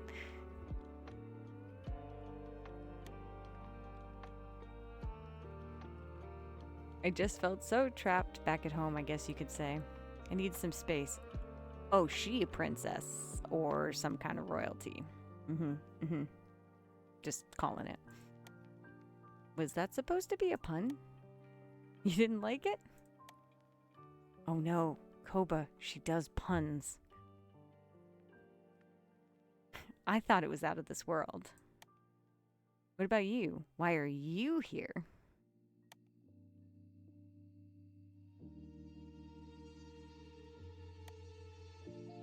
You're looking at the new owner and chef of the Milky Way Diner.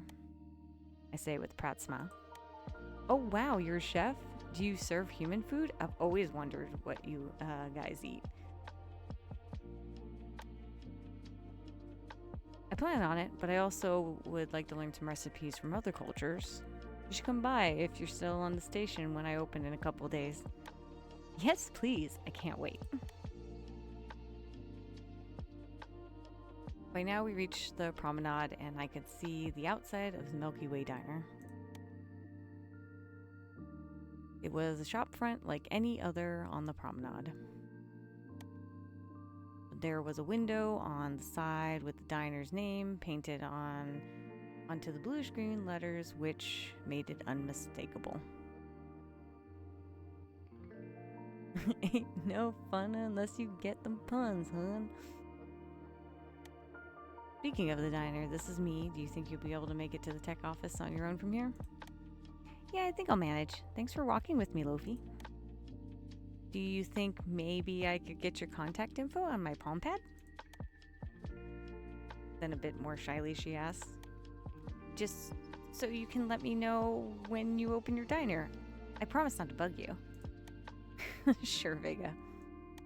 She hands me her palm pad and I type in my name and contact info and then add first human friend. She takes a palm pad and beams as she looks at the contact profile. You're really my friend now? She asks, hugging her palm pad to her chest. Oh yeah, I think so. Is that weird to say? Vega shakes her head, wondering if I had imagined the tears I saw welling up in her eyes. No, not at all. Getting them digits. I'll send you a message. Make sure you log me in as your first Aurelian friend, too. She turns away from me and begins to walk off. Bye, Lofi. See you soon. Vega shoots me one last smile. With that, she very nearly jogs away from me and around the corner towards the tech office. Go, Cobra, go. I got food. Welcome back, Michi. I scan my wrist chip and the door to the diner unlocks.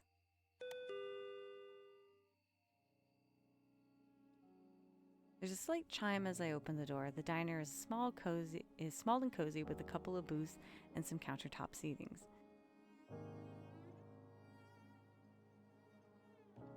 Food is good. What kind of food did you end up making, Michi?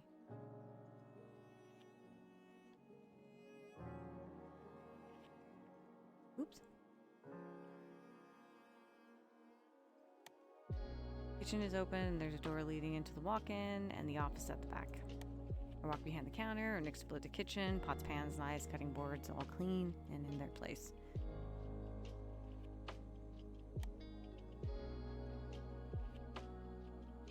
A few non-perishable ingredients that are still on the shelves, but it seems like the walk-in was cleaned out.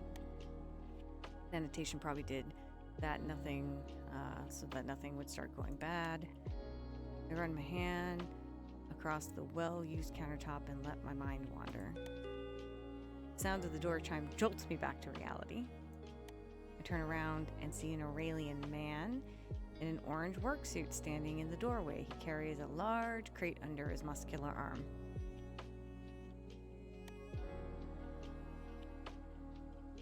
Excuse me, are you Lofi? Officer Shibu asked me to bring some fresh produce from the ag deck around. His voice is surprisingly quiet. Hello, Edbrick, my old friend. I'm here to watch you once again. And that is an ad break, so I will pause because it's a good pause point. Get your fishing rods ready so y'all can fish during the break. And when I get back, we'll go a little longer, see if the demo takes us into some of the cooking stuff. Yeah. Be back soon.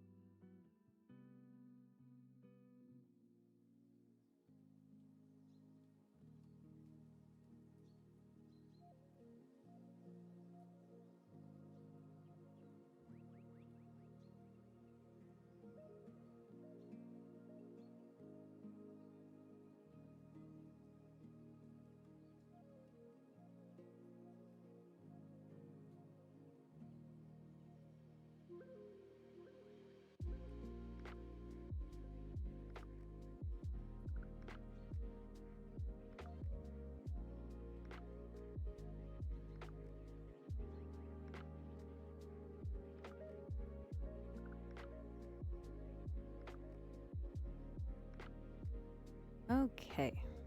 Welcome back, everybody.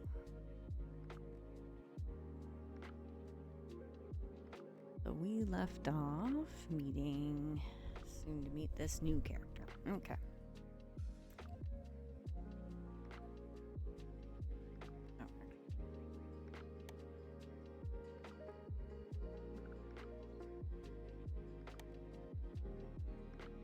Yeah, that's me. Come on in. He gives a slight bow towards me as he walks in. You can go ahead and put the crates on the counter here. Thanks for bringing groceries. What's your name? Oh, it's Adar. I'm a farmer on the agricultural deck. It says placing the crate onto the counter. He removes a small potted plant with heart-shaped leaves from the crate. I also brought you a Avarnarian mint plant. I thought maybe you might like it. He extends the pot towards me. Our fingers brush slightly. As I take it from him, I take hold of one of the slightly fuzzy leaves and pluck it off the plant. Nice to meet you, Adar, and thank you. This is edible, right? Adar nods, and I place the leaf on my tongue. It tastes green and slightly cooling.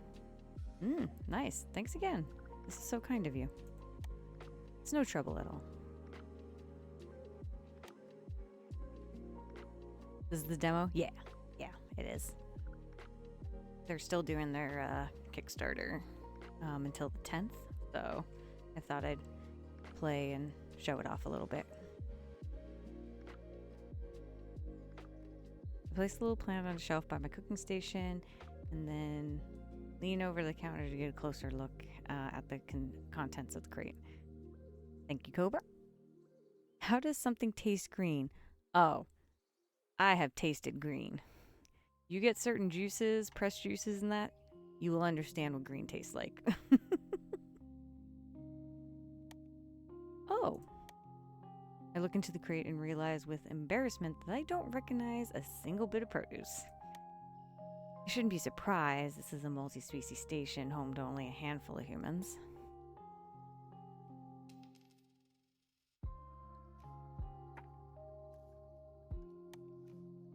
Of course, the ag deck would be more focused on growing crops catering to the myriad of other species I call Hesperides home. That sounds gross.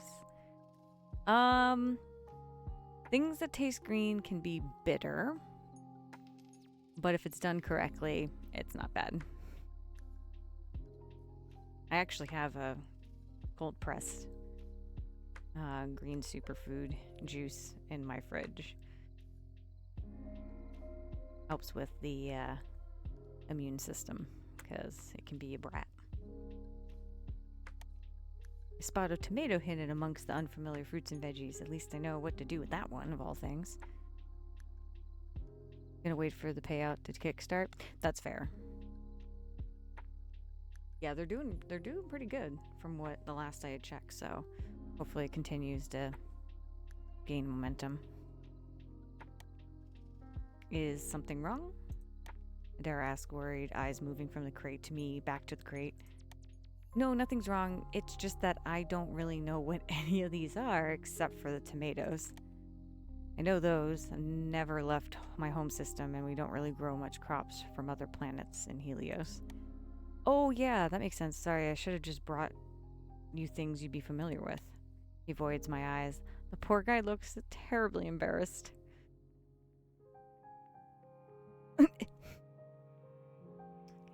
Yeah, Michi. Cobra fell hard for Vega. And Cobra, I won't hit on Vega.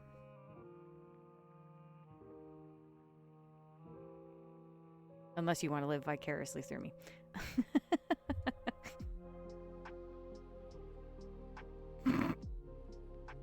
Oh, Inspector. Don't be. You didn't do anything wrong. Everything looks interesting, and I have to learn to cook with what I get on the station sooner or later. Adair's expression brightens, meeting my eyes once again. If you like, maybe we could do a little taste test. You could sample the produce I brought, and I can tell you a little about each one. I like that. Should I get out a cutting board? Oh, no need to get anything dirty. I'm sure this will be fine. Adair pulls out a small pocket knife from his overalls pocket. We sit across from each other at the counter and start to go through the box of fruits and vegetables.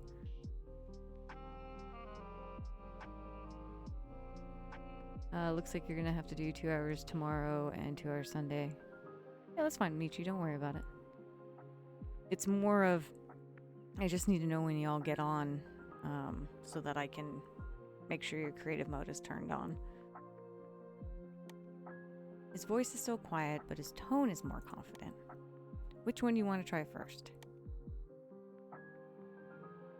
Get to pick. How about this flower ball? Ah, Atlas beans. These, not to be mistaken for droid green laser beans. These are a staple in the Aurelian system. We have these in some form or another a couple times a day. You can make a sweet or savory dish with them, and they're a great protein source. This is beans? It's a pod. He picks up the sphere and shakes it next to my head. There's a slight rattling coming from inside. Here, let me show you. He peels back a part of the membrane and shakes 5 large indigo beans out of the pod and onto his palm, which he extends towards me. You can try them raw and fresh from the pod like this, but it's more traditional to cook them.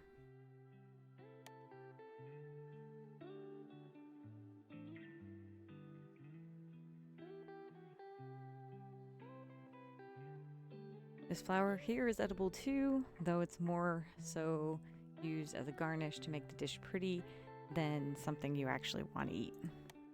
I decide to pass on the flower, but go ahead and try one of the beans. It tastes pretty much how I expected, like any other raw bean I've had before, a bit starchy.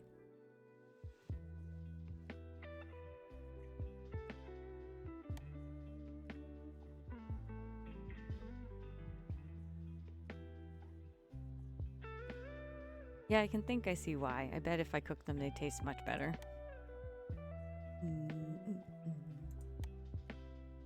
This one kind of looks like a big radish. I say, handing Adair the big white root vegetable.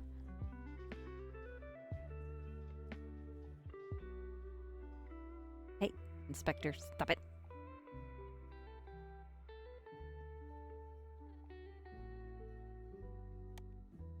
That's snow root. They grow in meltwater ponds on Ranon near hot springs, but we just grow them in special hydroponic towers here. Adair slices into the snow root with his knife. I'm surprised to see that there are lace-like holes running through the center of the root. Hands me a slice and I take a bite. It's crunchy and starchy like a potato, but there's a slight zesty, spicy, radishy-like taste. That's nice. I like the crunch. Adair nods in agreement. There's a lot you can do with them. Cook them, bake them, mash them, put them in a stew, and eat them raw. They're incredibly filling as well. Sorry, I'm a hobbit at heart. I can't help it. This one kind of looks like a hand with too many fingers. Buddhist, I think it's called a...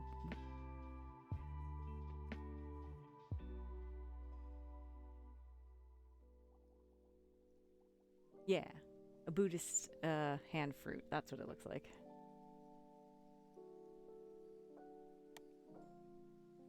I say, pointing to the red-orange fruit. Yeah, Sketro chilies are freaky looking, but they are delicious. How are you with spice? I'm okay with it, but exactly how spicy are these? Am I gonna destroy my taste buds? It's not that spicy, so you should be fine.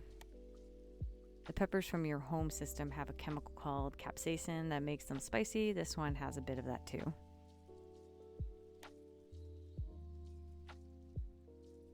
But they also contain hydroxy alpha sandchul, which may have more of a tingly effect. That sounds cool. Let's give this thing a try. Adara breaks one of the fingers from the chili and hands it to me. I go for it, taking a big bite.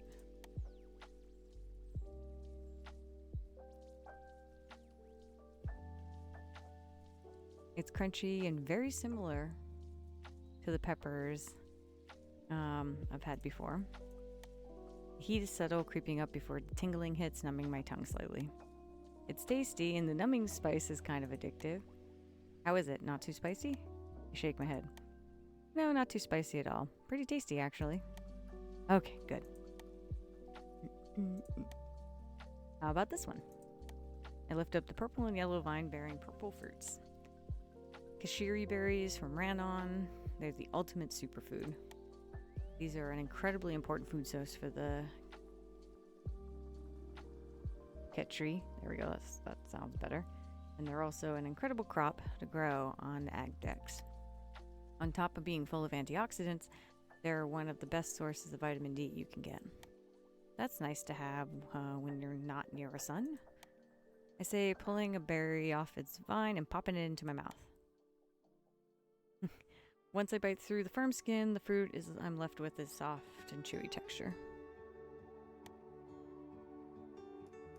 There's an initial tartness that disappears quickly, and it's followed by a deep berry sweetness, like a combination of a blackberry and a purple grape. Let's try this one. Point to the pinkish red pear-shaped fruit with a crown of spikes on its larger end. This is a ruby fruit from Sketro. He explains, picking up the fruit and slicing into it. These used to be near impossible to grow on ships. They're a cactus fruit with very specific requirements. But about 5 standard rotations ago, the Sketarians came up with a gene-modded version that can be farmed on a standard grow tower with some minor adjustments. Higher yielding, too. Adair cuts himself off as he's remembering something. Sorry, I hope I'm not boring you too much, he says sheepishly with an apologetic look. The peel is edible, but not very tasty. Here, he hands me the peeled slice. Fruit is juicy, slightly crunchy, and full of seeds. It's very sweet, and something about the flavor reminds me of bubblegum?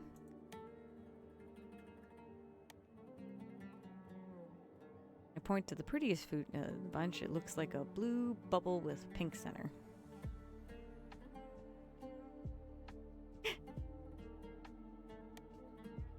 What's this one called? That's a sea berry from Nauru. We actually grow these underwater in our saltwater glow shrimp tanks. These plants and the shrimp provide each other with nutrients that keep each other healthy. It's a fascinating symbiosis. Go on, try one. It just take a little top part off before you do. Turn the small crystal-like fruit over in my hand. The outer membrane shines with a bubble like rainbow iridescence. It's almost too pretty to eat. Almost. Take a bite, top part as instructed, and pop the sea berry into my mouth. The moment my teeth break the outer membrane, I am met with a gush of salty, slightly sweet water, followed by the sweet, tropical, and slightly floral taste of the inner fruit. That is so unique. So which one did you like best?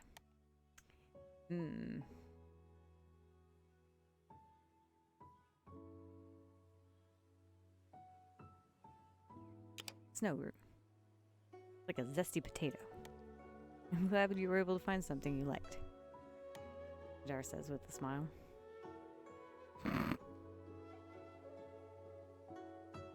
Every time I look back at chat, there's a very interesting conversation happening.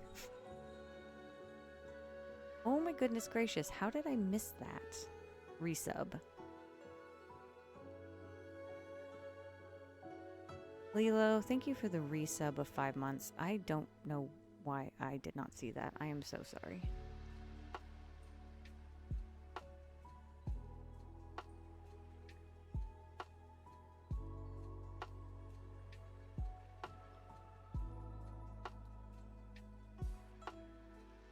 Just up on my dashboard.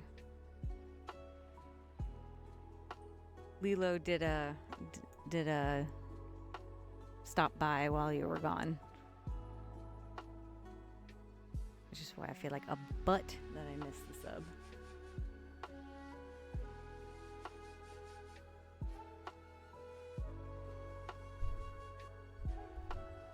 Yeah, lurking or prepping for their stream.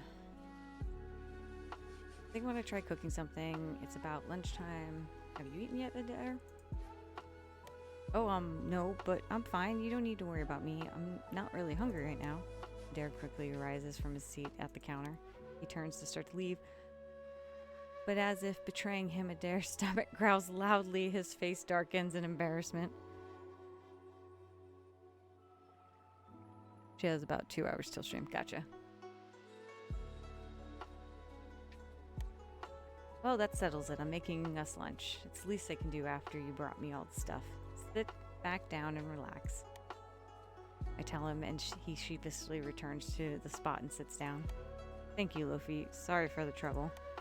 Of course, it's no trouble at all. Let's see, lunch, what to make. I think a soup sounds nice and easy. How about...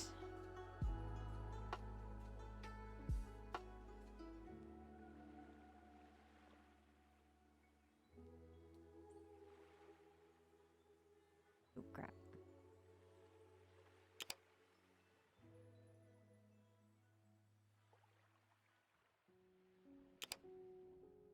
How about I make us some tomato soup? Tomato soup sounds delicious. Thank you, Lofi. I'm still a bit too intimidated to try to cook with unfamiliar ingredients. Tomato soup is easy, simple, and I only need tomatoes and salt. Well, some basil. Something. Well, if you're making it from scratch anyway. Ooh, okay, here we go. Okay, cooking. Time to cook for your customers. Start by choosing the appropriate cooking method for which you want to make. For example, if you want to make a soup, select the pot. Select pantry or produce from the tabs here. Okay. Oop.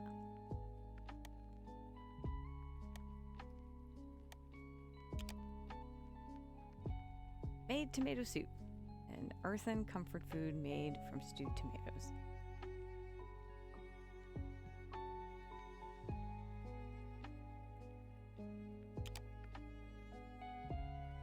Okay, I think that'll do it. I say, looking over my shoulder from my station. All the while that I've been cooking, Adair has been watching me. One elbow propped on the counter, his hand supporting his head. Of course, every time I look over at him, he makes a point to look literally anywhere else. Eventually, I just decide to pretend I didn't notice and focus on cooking.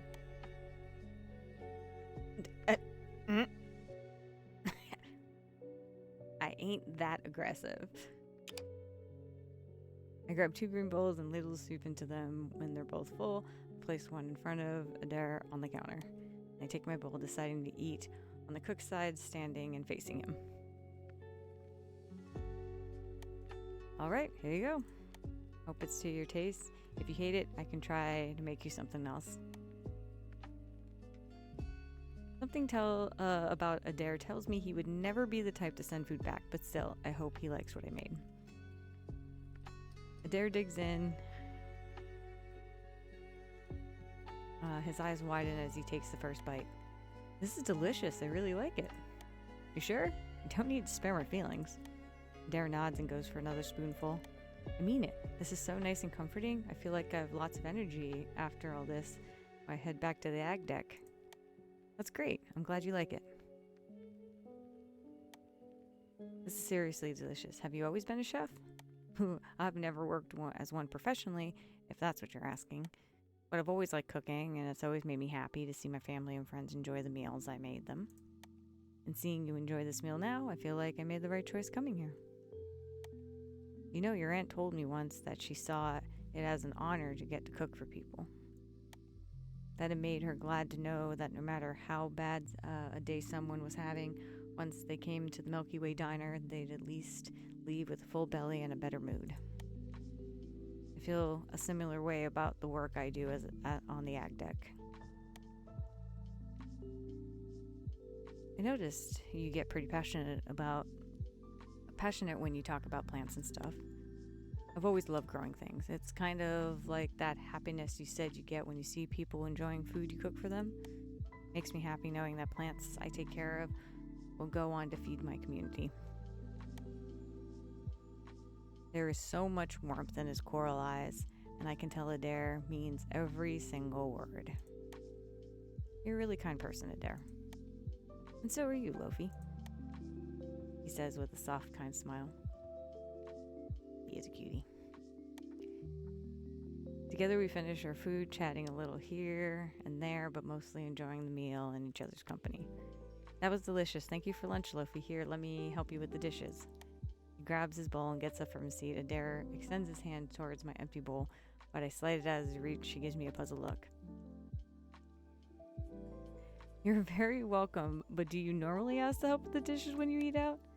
I asked jokingly. Adair lets out a little laugh of amusement. No, but I'm not exactly a paying customer right now, am I? So let me give you a hand. He reaches for the bowl again, and this time I let him take it. He walks behind the counter and heads to the sink. I made this meal to thank you, but now I can't help feel like I owe you again.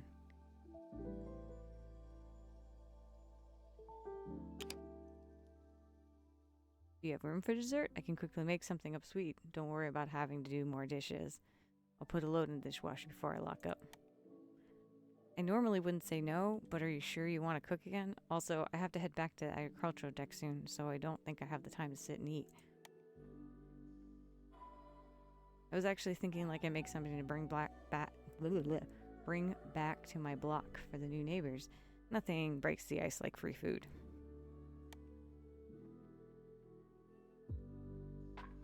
I'll make some for you as well, and you can take it with you to the ag deck for an afternoon snack.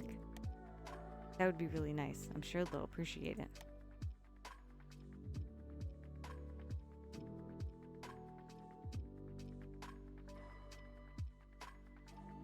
Do you like pudding?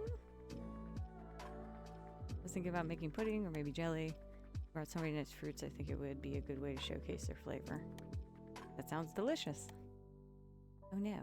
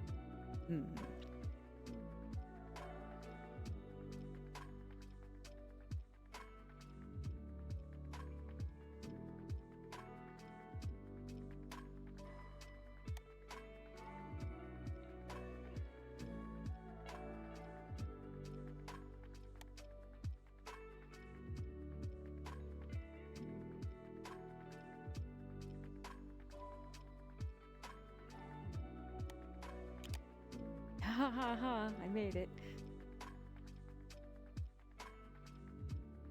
Made a ruby fruit jelly. A light, jiggly jelly dessert made with ruby fruit. After I finished cooking, I put the last of the dishes into the dishwasher and packed the desserts into reusable containers. I wipe down the counters quickly and I get ready to lock up.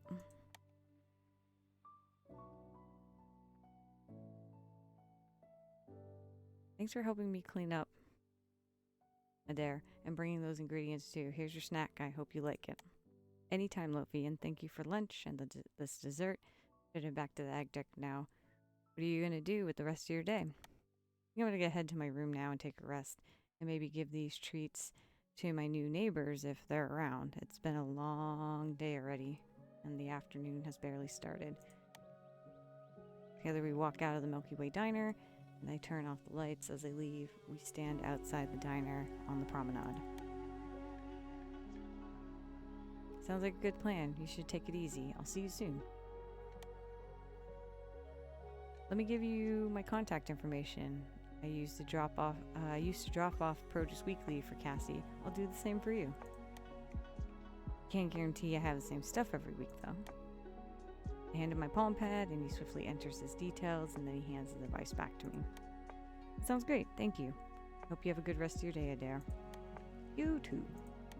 With a smile and a wave at each other, we go our separate ways. As I draw closer to Block 3, I hear voices coming down the hall. No, dang it, not again. There's gotta be a way out of this. I told you, you've got to keep your eye on your opponent's rook. I round the bend and take in my surroundings. There's a large common area with sunken conversational pit where two people, a human with red hair and a Skitarian, are playing hollow chess.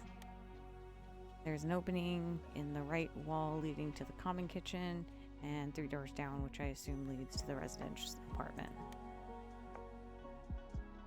This human game is far too simple, and I believe with this move, the Skitarian moves the aforementioned rook and captures the human's king. I win. Your credits are mine. The red-haired human looks crushed. Come on, Sedith. Best 2 out of 3? That's not what we agreed upon. Besides, I've got work too. The Skitarian Sedith looks up from the board, his eyes fixed on me. The human follows the gaze, theirs landing on me, and their faces instantly break out into a smile. Hello! I give a small wave. I just waved, actually. Hi there. You must be the new neighbor. She would message me saying you would be on your way soon. I'm Roswell. It's nice to meet you. They climb out of the conversation pit and hold their glove hand to shake. Roswell's grip is firm, and their handshake is, well, enthusiastic. I'm Lofi. It's nice to meet you too. I'm your new neighbor, I guess. I'm taking over the Milky Way diner. Sorry for interrupting. It seems you two are in the middle of a pretty heated battle. Hardly. I've just finished claiming victory. Edith turns off the holodeck and climbs out of the conversational pit as well, standing beside Roswell. I'm Sedith Saskatharat, researcher. Roswell elbows him in the side. Now do the thing, like we practiced. They say out of the corner of their mouth. Edith rolls his yellow eyes and extends 3 fingers, scaly hand offering for a handshake. Take his hand in mine and feels odd, a bit cold, and a far different shape than I'm used to, but altogether a well-executed gesture. After Sedith lets go, Roswell gives him a friendly pat on the back. There you go, bud, you killed it. Roswell leans towards me in a mock whisper. Sedith was super nervous about making a good first impression on our new neighbor. He even asked for a refresher on a human greeting customs. I did not. Sedith sputters embarrassed, his tail swishing back and forth in agitation.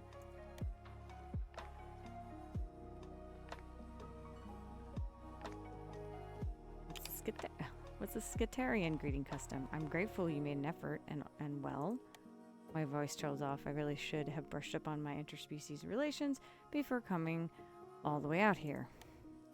Edith clears his throat and shifts awkwardly. That's, well, the thing is, how should I put this? Roswell leans towards me and whispers under his breath. Skitarian greetings are kind of intimate. Oh, are they now? By mammal standards, it's hardly my fault. You all are so weird about your chess. I'm sorry, chess? Sedith pinches the bridge of his nose and sighs. Allow me to demonstrate. Roswell suddenly looks very interested in their palm pad, averting their eyes and absently scrolling through messages. Sedith turns to an empty space on his side and folds his left arm behind his back.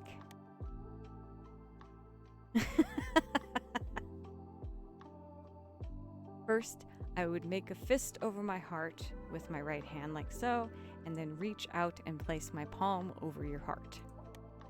Sedith mimes the motion into the empty space, keeping his palm in position for about 3 seconds. His movements are gentle and undeniably graceful. He puts down his arm and turns back to face me. You would then reciprocate the same gesture in essence, and it is an expression of trust, a way to prove that you are not a threat. Having another's claw right above your heart is a risky position to put oneself in after all. I glance down at Sedith's hands, 3 massive, thick yellow claws at the end of strong, scaly digits. there is also this gesture as an alternative.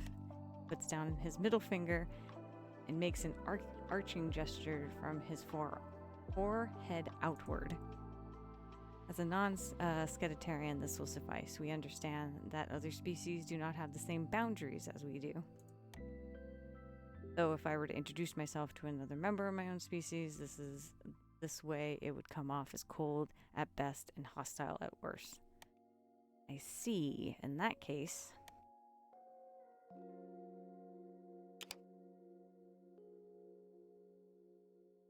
I step forward to Seth. I'm a bit nervous, but there's no going back now. I steady myself and just go for it. I mimic Seth's actions from before, folding my left arm behind my back and making a fist with my right over my heart. Then reach out and gently place my hand over Seth's heart. Time slows down a bit at that moment. Even though his clothes, I can feel his body is colder than a human's, and I can feel his heart. Seth's heart... Seth's heart beating hard and fast under my hand, his chest raising and falling under my palm. I look towards his face, and a small smile is playing on his lips. Feel heat rise in my face and realize a second too long has passed. I remove my hand as quickly as if I burned my hand on snow. If Seth notice, he says nothing. It's good to meet you, Lofi, Seth says with a warm tone. Left hand behind his back, makes a fist, and his right hand out, places it over his heart, and then reaches out, places his palm over my chest where my heart lays. His large, cold claws, hands still and unmoving on my chest, feeling my heartbeat. I understand why this is an expression of trust for his species. He could have ripped my heart out of my chest if he wanted to. Literally. It's good to meet you too, Seth. After 3 of the longest seconds of my life, Seth removes his hand from my chest. As if on cue, Roswell puts the palm pad back in their pocket. See what I mean? Intimate. Seth clears his throat. Anyway, welcome to Block 3. Yeah, welcome. How was your flight? Did it go okay? Is it a long way from the Helios system? Are you from the Helios system too? Nope. I was born on the Casper. That's one of the 3 original human extrasolar mobile space settlements, right? The 3 Magi, as they're called, as there are 3 massive ships that left the Helios system not long after the first contact with the Galactic Assembly almost 2 centuries ago. But with the help of the Assembly, as a token of goodwill, the residents were the first humans to set out and join the galactic community. Lots of those original passengers ended up settling in established GA colonies. Some would go on and settle fringe planets, but a significant population decided the ships were their home now. They would journey on exploring the galaxy as generations passed.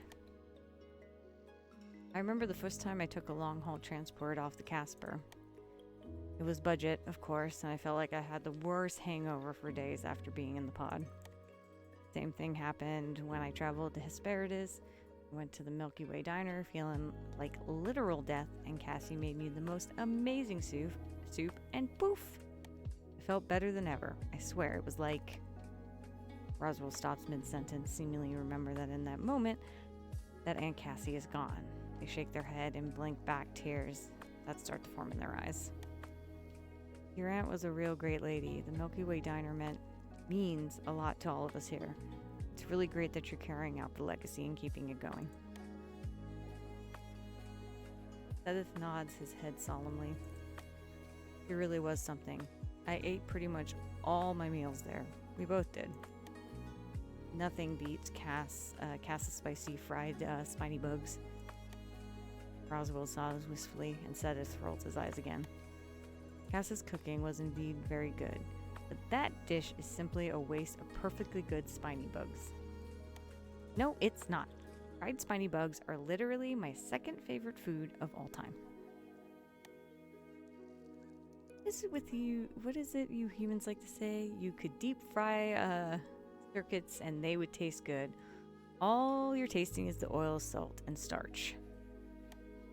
You can hardly taste the delicate flavor of the meat under all that batter. I personally prefer them simmered. I like to actually enjoy my bugs for what they are. I'm sorry, spiny bugs? The name sounds vaguely familiar, but as far as what they look like and taste like, I'm drawing a blank. You really haven't left the Helio system. They're huge out here in GA space in the colonies. Super tasty, much more substantial than the crickets you get in the Helio system. You'll love them. Cassie once said they taste like a kind of lobster. Lobster. Which I've never had, but I think it's supposed to be good. Oh, now I gotta get lobster rolls. Sorry. They're especially from my home planet. Adar breeds them on agricultural deck. You can ask him to bring you a couple to sample. That's good to know. I'm actually kind of curious. Oh no.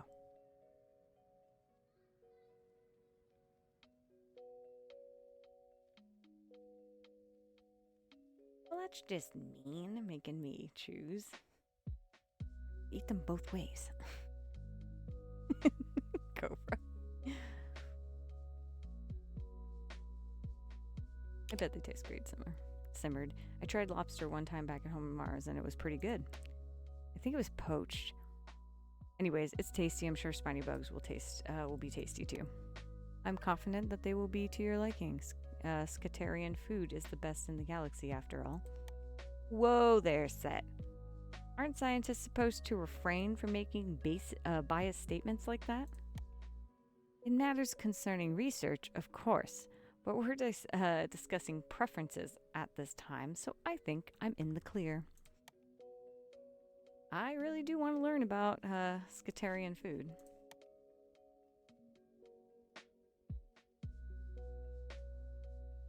I tasted some ruby fruit and skitro chilies for the first time today, and they were delicious. Remind me to share with you a list of some greatest dishes my home planet has to offer.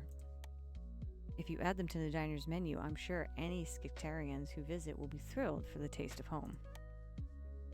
Skitarians like yourself, for example?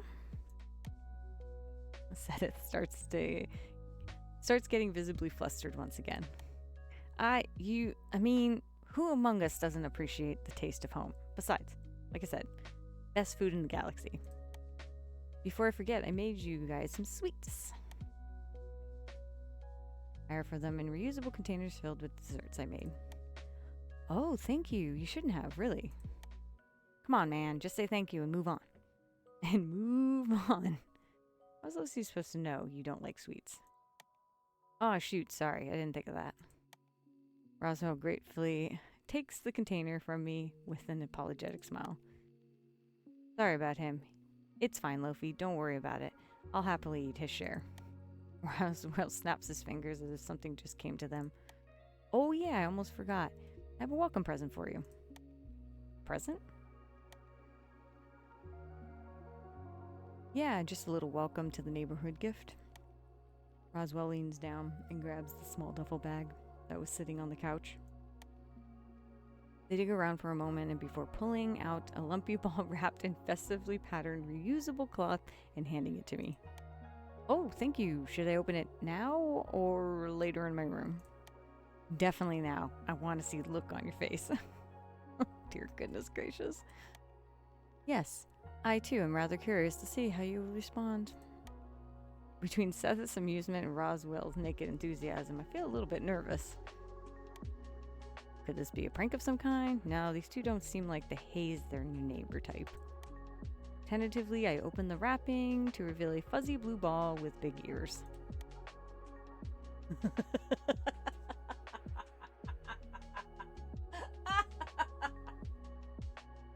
Mother effing Furbies are in this universe. Furbies.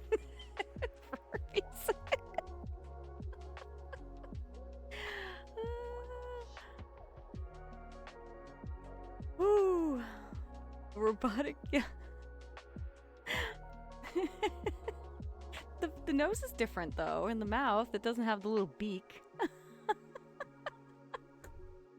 It's her about to kill. Her eyes click open and I flinch, almost dropping the contraction. Yikes! Whoa, easy there. I steady myself. Michi. Throws popcorn and runs. I steady myself and take another look at it. It's some kind of pet bot, the kind that's pretty popular with kids, but not any creature I recognize. Do you like it? I know it can be hard adjusting to a new place. I found this little cutie in a box of Kateri scraps Kel brought me back from Randon, and I fixed them up to keep you company. They're supposed to be a rune? Well, a cartoonish interpretation of one. Kel said they were super popular on her homeworld when she was just a cub. Don't hold back. I told Roswell it's a bit of a juvenile idea. That's just another word for fun anyways. Be honest. The little robot starts to let out a slight rumbling mechanical purr. There's no denying it. It sounds comforting in its own way. I'm not going to be mean to Roswell. I love it. It's really cute. A bit creepy, but cute. Creepy cute. Exactly. Sebeth shudders. It stares into your soul.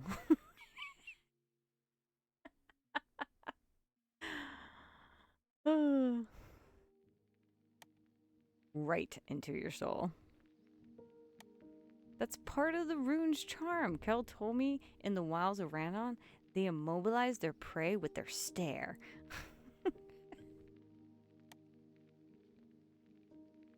Thanks so much, Roswell. This was so thoughtful of you. I really do love it. Roswell blushes, beaming with happiness. Their smile bright and as warm as sunshine. I feel myself starting to blush a little too. I had a feeling you would be a fan. I'm more than a fan. This little cutie and me are going to be the best of friends. Hearing that, the little pet bot rune starts purring even more. What does it do? Well, it's got basic AI. It'll respond if you pet it, or pick it up, or talk to it. It can give off a little heat too, so you can also ask it for the weather. What weather? We live on a space station. Okay, fine. It'll tell you the weather if you take it planet side, or the news. They make a pointed glance at Sedith, which is relevant everywhere. It's even got a built-in speaker function so it can play your music. All of which the AI assistant built into your living quarters can do. Yes, but you can't cuddle the living quarters AI. No, you cannot. Score one for the rune. If you ever need any maintenance on it or anything, just give me a shout. I'm the head of tech on Herspades. If it's broken, I can fix it. Just then, an alarm on Roswell's palm pad sounds. Speaking of which, duty calls. I better get back to the tech office. And I should head back to the lab. It was good to meet you, Lofi. You guys as well. Hey, I have an idea. Why don't we all head to Wayfarer's Rest for drinks tonight? A little welcome party for our new friend? What do you say? We'll meet you after we're done working for the day. I'll try my best to make it. I've got this experiment too. I can't wait. Come on, Sedith, live a little. I live plenty. Yeah, that sounds fun. I guess I'll see you two later. I'm gonna drop off my stuff in my room and get settled a little. Yeah, rest up. Take care, Lofi. See you later. Sedith gives me a friendly wave. We're turning around and walking out the block with Roswell following behind. Now, I believe you have the credits to transfer to me? Oh, and here I was hoping you'd forget. I walk over to the door from room 3 and scan my wrist chip. The door slides open and I take my first steps into my new home, carrying the rune in my arms as it continues to purr away. My My bags were left in a sunken entry alcove placed carefully by the delivery bot from earlier, I presume. I remove off my shoes and take a look around the room. It's cozier than I expected to be. There's a bathroom and a little kitchenette, and as she described, there's also a sleeping nook with plush-looking sheets and a warm golden glow coming from the lights in the walls of the nook. Finally, there's a surprisingly large window looking out into space. I can see the distant blinking of sights of one of the most stable wormhole entrances and the occasional flashes of starships zipping by. It's peaceful. I placed the little rune pet bot on the shelf by my bed. Its little robot eyes blink a couple of times looking around the room.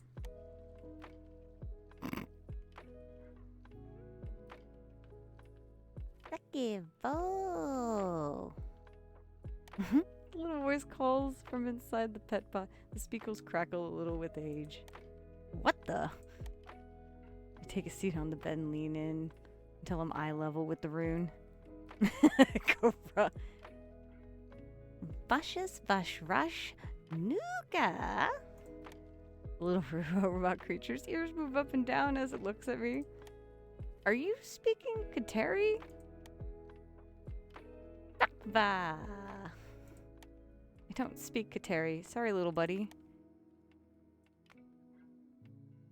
Kayesh Vishra. The rune closes its eyes for a few moments and rumbles a little. When the rumblings stop, it opens them again. Language path updated to Galactic Assembly Standard Dialect. Hello, friend. What's your name? It's Lofi. Hello, Lofi. Is that the name you would like me to respond to?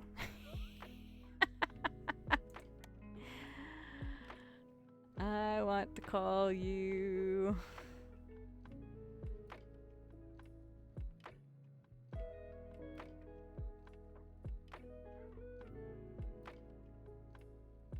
Okay, I'll go by Rain from now on. I had a haunted one as a kid. It took a baseball bat to it and it still talked away. Some of the Furbies back in the day were pretty intense. Do you want to play? Maybe some other time, little buddy. I want to take a nap. I say, peeling off my traveling clothes and flopping out onto the bed. Somehow it's even comfier than I looked. I crawl under the covers and let out a contented sigh.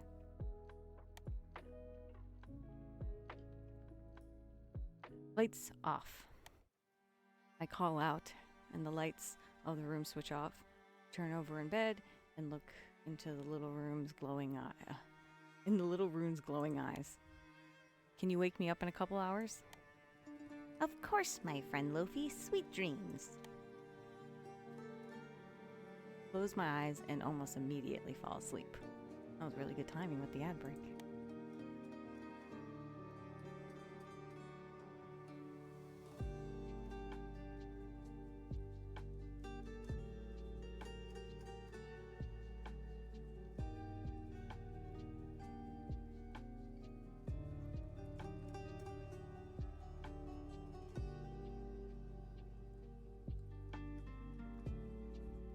When I wake up from my nap, it's about an hour and a half before I'm supposed to meet Roswell and setteth at Wayfarer's Rest. I unpack my bags, take a refreshing water shower, and get dressed.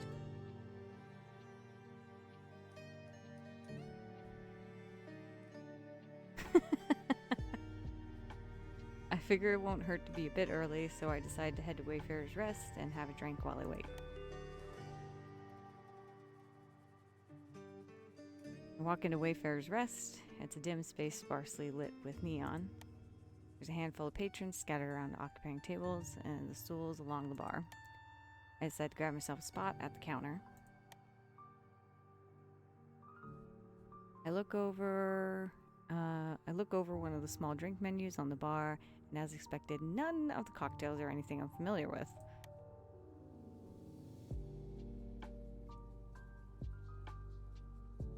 The person behind the bar, a Kateri with long hair wearing incredibly fine clothes, walks over where I sit.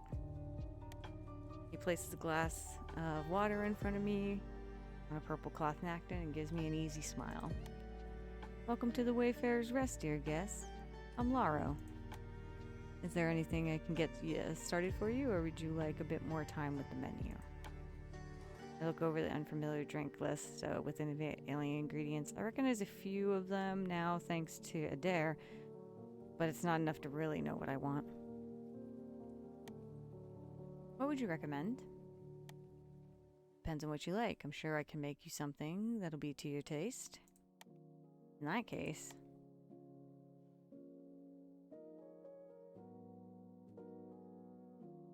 You're fading, so you think head out of bed? Okay, sleep well, Inspector. Thanks for hanging out. Something strong.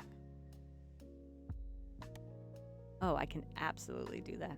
I like that they gave an option to do something without alcohol. Laro busies himself as he takes a bottle off the top shelf and sets it to prepare my drink. Once he finishes, he places a glass before me. It's filled with a reddish-orange liquid. There's a large spherical ice cube along with what looks like some kind of green citrus peel. When I lift the glass to my nose, I'm hit with a strong and spicy, almost medicinal-smelling aroma that has an undeniable burn of high-proof liquor. Here you are, dear guest. One skittish on ice. Go ahead and take a sip.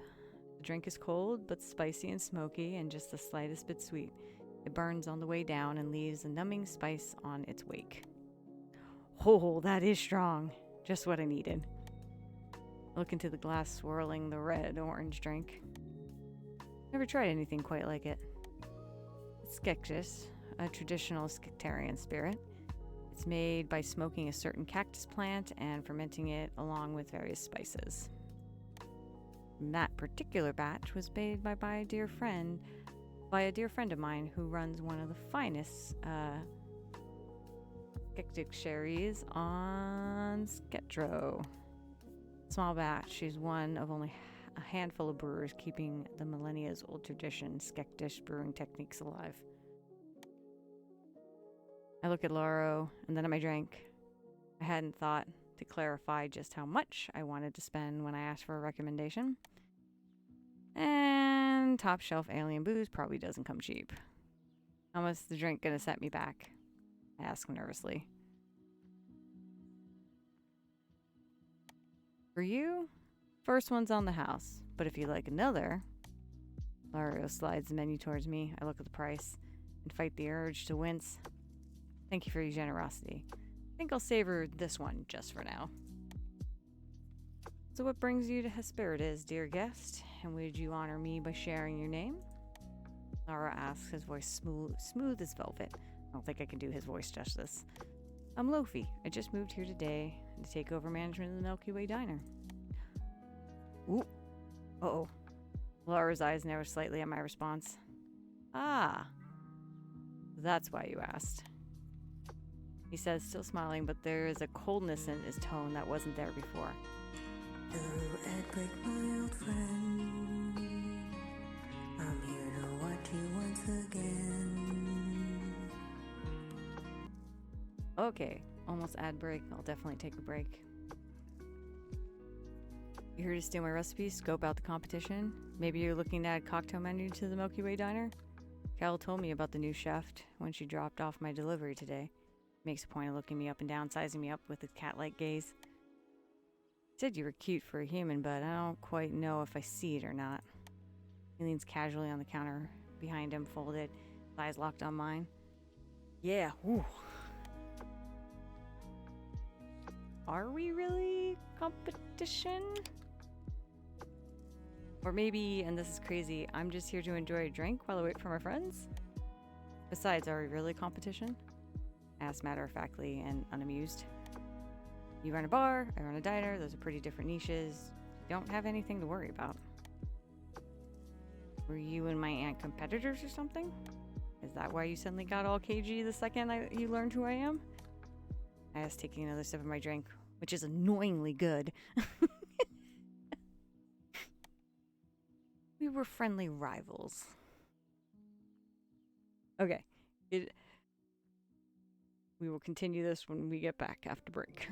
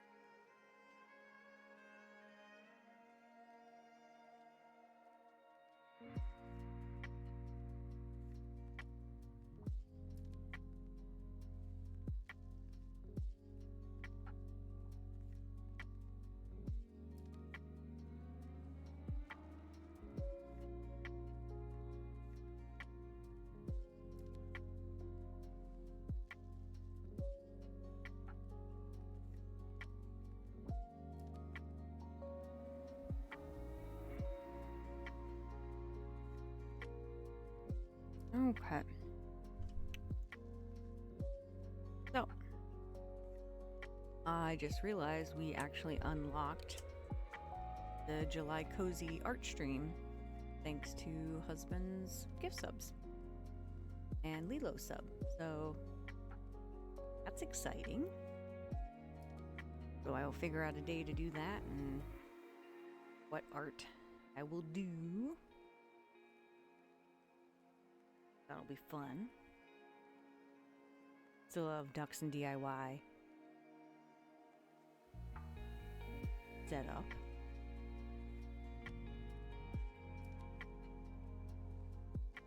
And oh boy, do I have so many rhinestones for tomorrow. Or technically, yeah. Okay.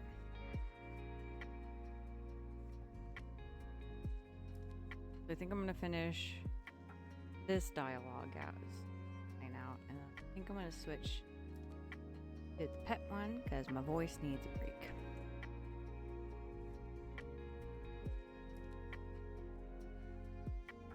I guess there would be a bit of competition for customers who are just passing through.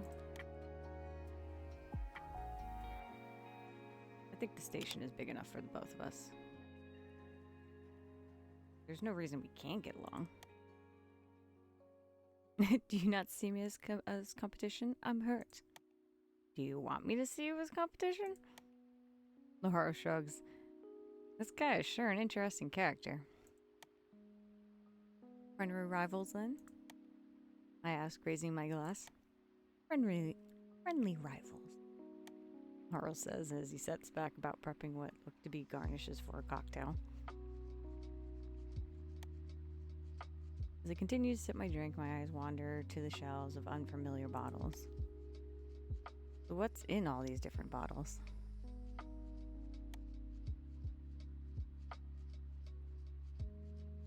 I ask, pointing to the shelves behind Alaro. Choose them.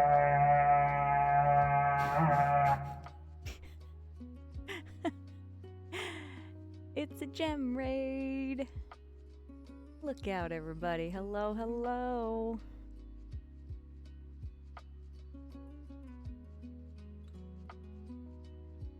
Woo, love at the Milky Way Diner. I know, right? Yeah, I'm really enjoying it. Yeah, it's a lot of fun. There's been a lot of thirsty moments, and Cobra is chasing after Vega. And I haven't decided who I like quite yet. Granted, I was a little smitten with the doctor. Right? Yeah, right. Welcome in, Raiders. For anyone who is new to my channel, we totally didn't get kicked off the server and realize what time it was.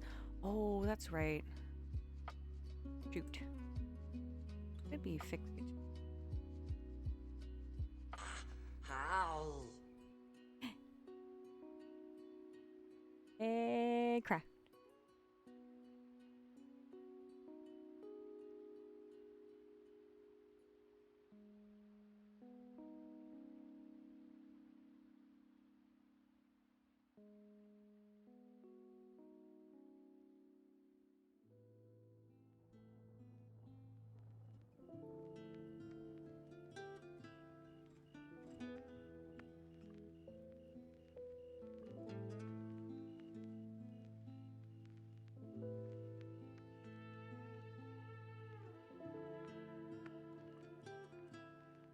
Honestly, it's honestly the only way to get any of us sleep. True, true. Not wrong there.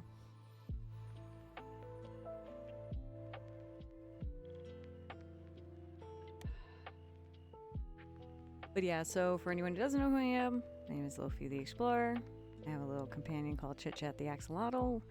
And yeah, we do cozy gaming. Currently doing First Impression Fridays.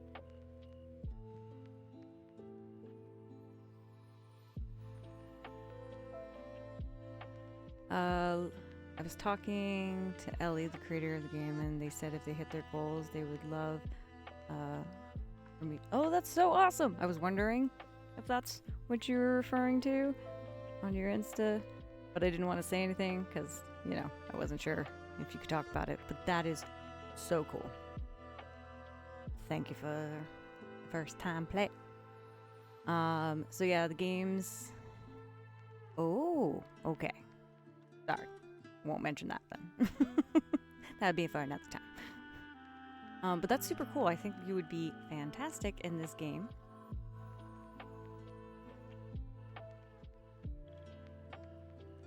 The game is definitely happening, but I can't talk about it yet.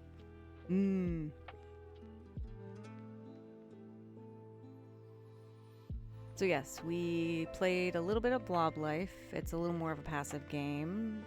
Tamagotchi, passive critter, razor, super cute, simple. And then we're playing Love at the Milky Way Diner demo, and then we're gonna do a little pet shop simulator once I'm done wrapping up this conversation.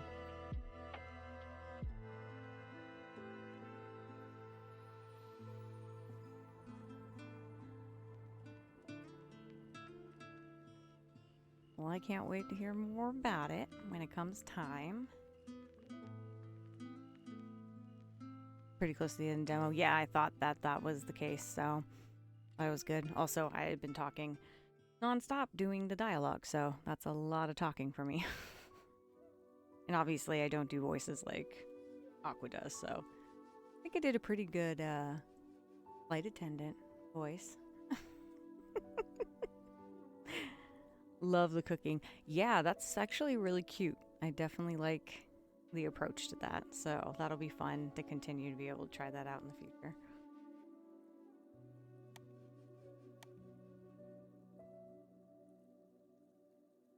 Aurelians can't consume alcohol, nor can the Naru, but they have their own beverages that produce altered states. There's Dreamflow nectar from the Aurelian system. Laura turns around and pulls down a round bottle filled with a thick golden yellow substance, placing it on the counter for me to examine. It has a lovely sweet flavor and a mild psychedelic effect I find rather enjoyable myself. Can humans drink it too? Yes, the Naru can as well. Sadly, Skitarians are a bit sensitive to some of the compounds found within, so they generally don't consume it. Not unless they're looking to have a very wild night. I see. They picking up the bottle and turning it over in my hand, watching the golden sparkling liquid swirl around the inside.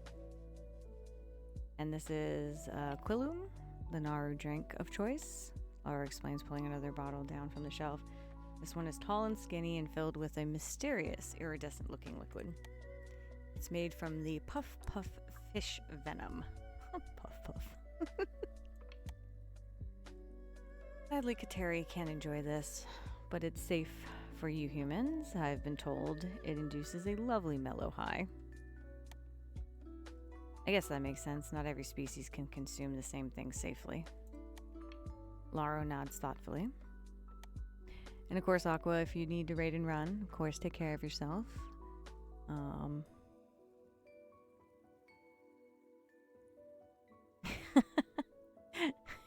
stuff. I would listen to a Lofi narrated audiobook.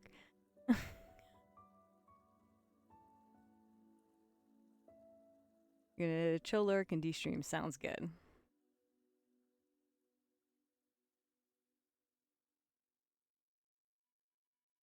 I could do bedtime stories. I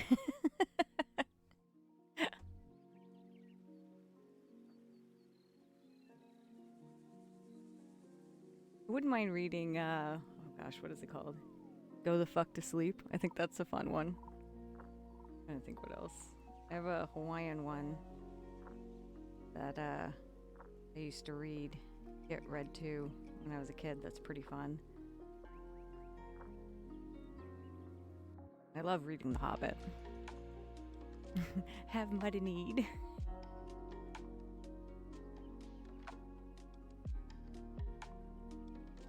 It is indeed a very important thing to consider when you're providing food to multiple species. Got a lot to learn if I don't want to end up accidentally poisoning someone. That would be bad for your business, he muses before adding with a devilish smile. But potentially good for mine.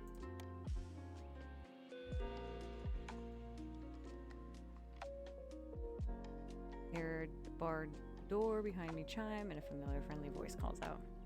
Hey Lofi, you made it! Cobra. I turn around and see Roswell with Vega in tow. Hope you don't mind that I invited Vega along. She mentioned you guys have met. Vega gives a friendly little wave. No, not at all. Good to see you again. Roswell looks behind me and waves at the bartender. Hey, Lauro. Vega is very cute. But I am not going to go after Vega since Cobra has very clear sights set. Welcome, dear guest. Please take a seat wherever you like. Roswell and Vega walk over and join me at the bar. Laura, can I get a bottle of Keshak, please? Laura nods pleasantly, taking the purple glass bottle out from under the counter, popping off the cap before handing it to Roswell. What's that? Is it any good?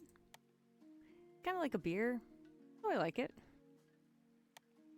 I take a drink from the bottle. I've been looking forward to this all day. Oh man, now I want a beer. Lobster. Okay, so I need lobster rolls and beer. Okay, I gotta work on that. Obviously not right this second.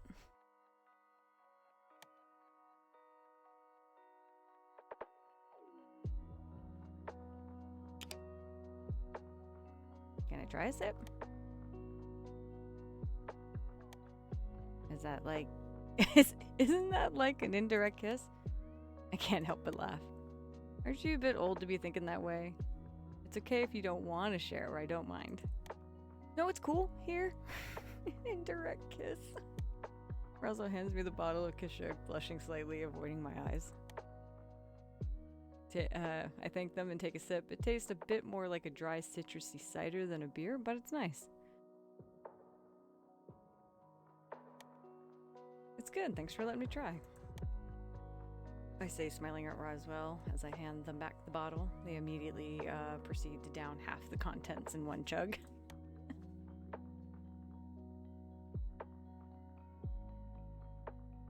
Oh, so there's alternate prompts? Oh, that's good to know. That's cool to know. Yeah, I was trying to balance when I met the neighbors. I answered one way.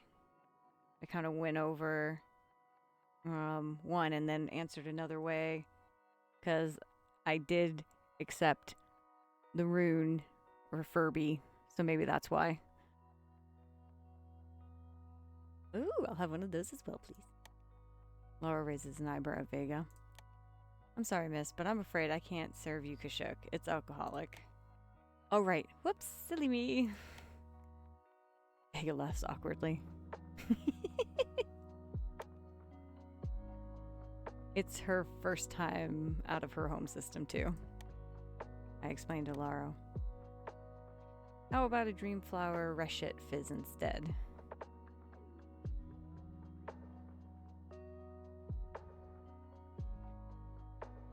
Maybe I did get offered the beer, but said no.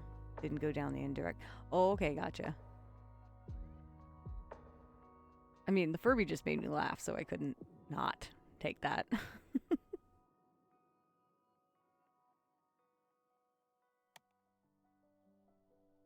Yes, turning to Vega. Sure, that works too. Laura turns around and busies himself with preparing Vega's drink. What's the status of your ship? Turn to Vega and ask. Respectfully, it's not a ship. It's a fossil. Hey. No offense. Roswell raises their hands. It's an Elurian Wraithar. That class of ship hasn't been in production for like 75 years. I'm impressed that it even still is operational. I doubt it would even pick up most modern, it would be picked up on most modern scanners. Vega's lucky the sensors we have on the station are also fossils. The rescue team might not have reached her in time otherwise. I told Vega that I could fix it, but it's going to take me a while to find the compatible parts I'm missing. I said she's better off just cutting her losses and flying commercial, but I said that I'd just rather wait. Vega says, cutting Roswell off. Not like I'm in a hurry. Besides, this station seems nice. So what you're saying is Cobra's going to continually sabotage Vega's ship to keep Vega on the station? Here's your Reshet Fizz, Miss Vega. Laura says, placing the drink and napkin in front of Vega with a smile. Thank you. Laura, right? Correct. A pleasure. The door chime goes off again. Over here, Dare. Setteth. Roswell calls, waving both over to the bar. They turn to me apologetically. Okay, so maybe I didn't just invite Vega along. Of course not. I thought a welcome party would be fun, and the others should be here soon. The others? Yeah, Shiwu, Saria, and Kel. You met them all, right? I have. Great. It's gonna be a great night. Roswell turns to set at the night at Adar. Hey guys, this is Vega. They motion towards Vega with a flourish. She's also new to the station. Her starship exploded and she's very lucky not to be dead. Vega bows towards Adar, then she greets Sedith with the arching gesture from her forehead outward with her right hand. It's a pleasure to meet you both. Nice to meet you, Vega. It's nice to meet you too. Adar says with a polite bow, I can tell he's making an effort to speak louder so he can be understood over the music and conversation. He tilts his head slightly as he looks at Vega. I'm sorry to ask, but have we met before? Vega shifts a little at Adar's question. No. Why? Of course, sorry I asked. You look so familiar, but I can't quite remember how. Princess. Yes, absolutely. Is a runaway noble. Hands down. And I am for it.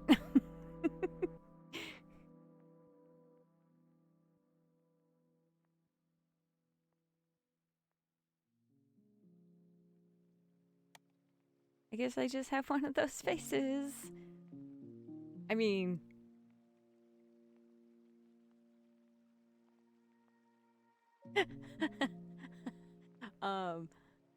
Vega also has like a Princess Peach vibe with the clothing, which I am here for.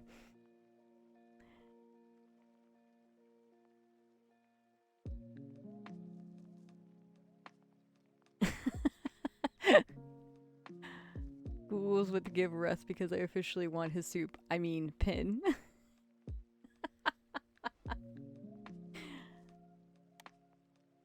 Vega says with an uncomfortable laugh, turning to continue to talking to Roswell. Elder turns to me. I mean, Adar. By the way, Lofi, I wanted to thank you for the dessert you made. I really enjoyed it. I'm happy to hear you enjoyed it. I'll make some for you again sometime. Anything I can get you, boys?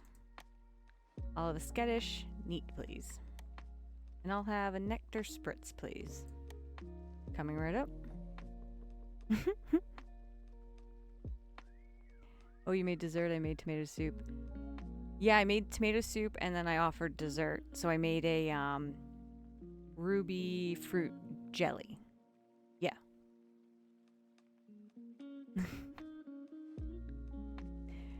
Aqua gets you. Yeah, we all have pretty similar thoughts, especially with these kind of games. Laura returns to get to work on their drinks. Did you guys both have a good rest of your day? Asked Sedith and Adar. It was productive. I've been wondering, what exactly is it you research out here, Sedith? I'm a deep space biophysicist. My area of study involves a particular near microscopic species that lives in the vacuum of space called tarsecs. They're particularly drawn to areas where the fabric of space and time is a bit looser, so the nexus point of 4 unstable wormholes is an ideal place to collect samples and study them.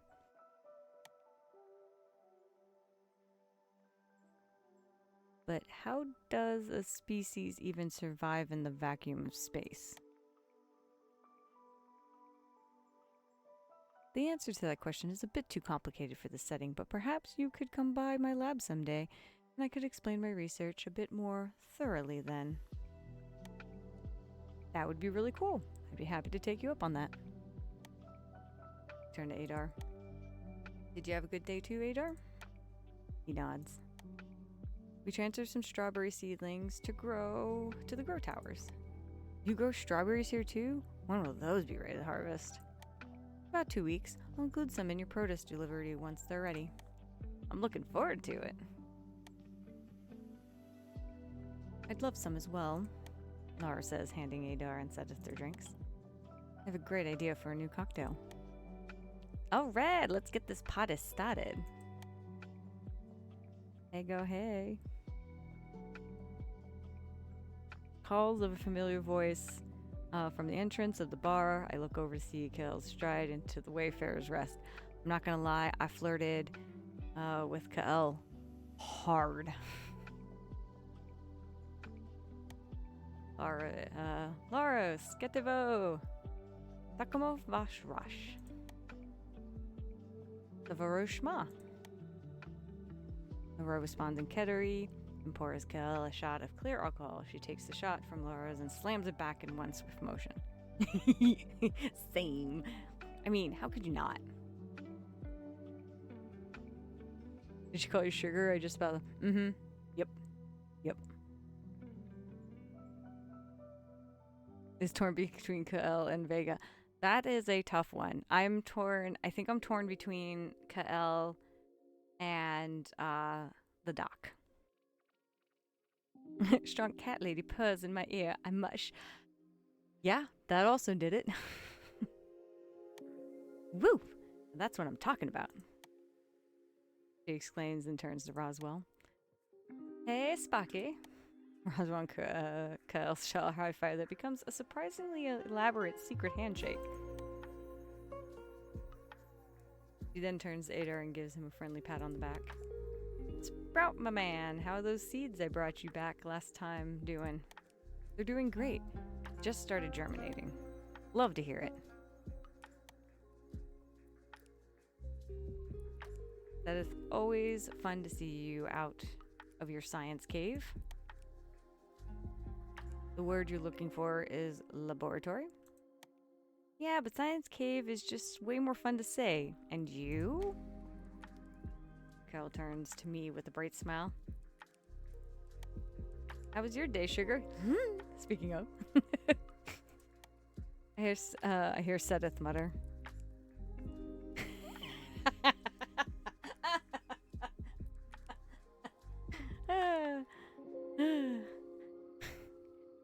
You really couldn't wait till Lofi got settled before trying to charm them?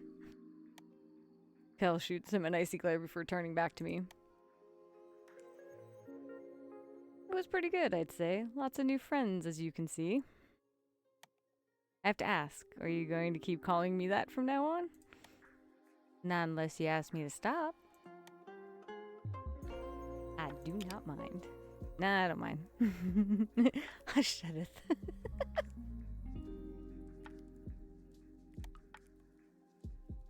Vega taps twice on Kael's shoulders to get her attention. Hello, we haven't met yet. I'm Vega. Oh, hi, sorry, I didn't mean to ignore you there.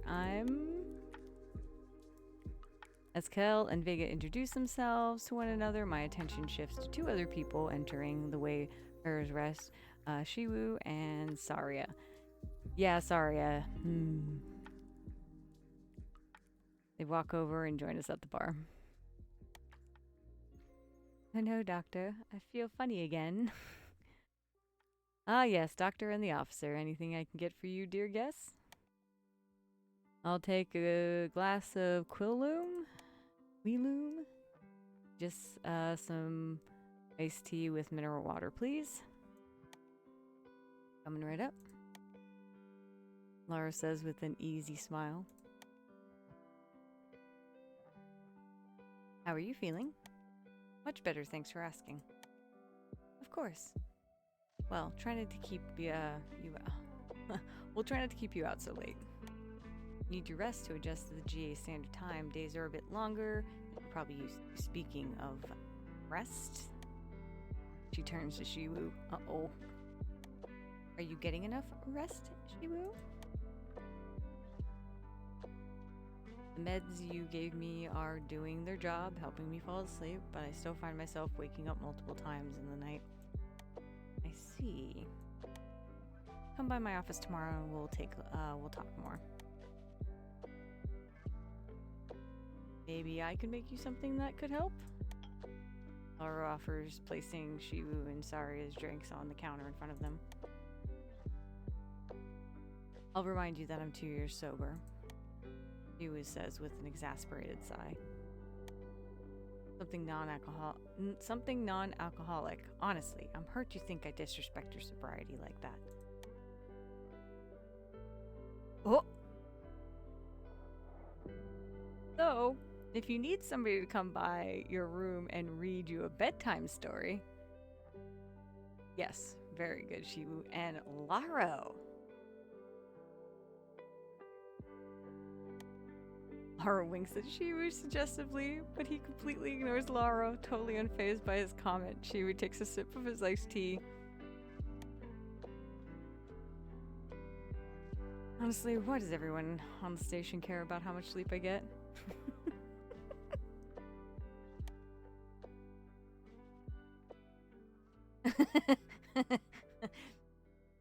That would be good. A little too feisty on my flirting. Because you have friends who care about you. I'd be thankful to have so many people caring enough to check in on me. You're lucky. Lofi is right. We all just want to see you happy and healthy, me especially, as your friend and as your physician.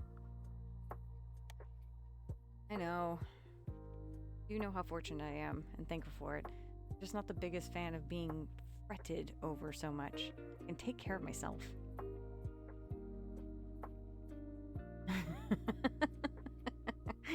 You are not wrong, Cobra. You are not wrong. But I'll come to the med bay on my break tomorrow. Can I come and see you too, Saria? Oh, of course you can, Lofi. But didn't you say you were feeling much better? Wow, I am going for it. Okay, I am. But I might have some trouble adjusting to the time change, like you said. Maybe I can bring you lunch, since you said earlier you were looking forward to not having to cook for every meal? That's a very generous offer, but you really don't need to trouble yourself, Lofi. Yes. Yes, I do. I can wait for the diner's opening like everyone else, but I'd be happy to give you a quick checkup tomorrow should any problems arise. Oh, problems are gonna arise. Yeah, of course. Sorry if I overstepped there. You seem to care for everyone here so much. I wanted to do something to make you feel cared for too.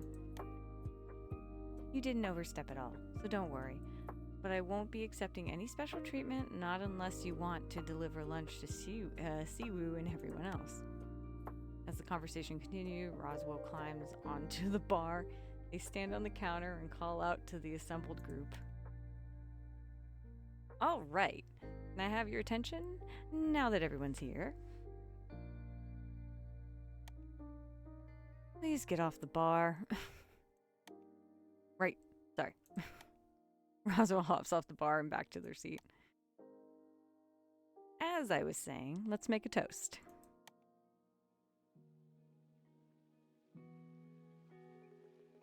To new friends and the grand reopening of the Milky Way Diner. Cheers. Cheers. That was a really cute way to end the demo. Thank you for playing Love at the Milky Way Diner demo. If you enjoyed the demo, make sure you go to the Kickstarter. Because we really need to know all the characters very well. Adorable. Okay, what I'm going to do... Oh no, don't worry. I can get it.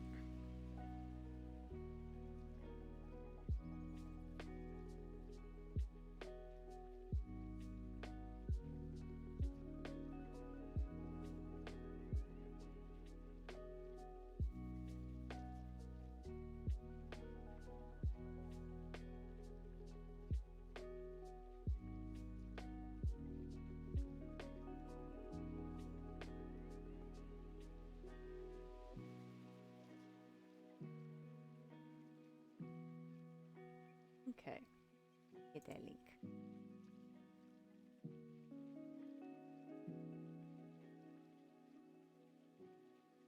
So there's Kickstarter if anyone wants to support it or even get the link out for others.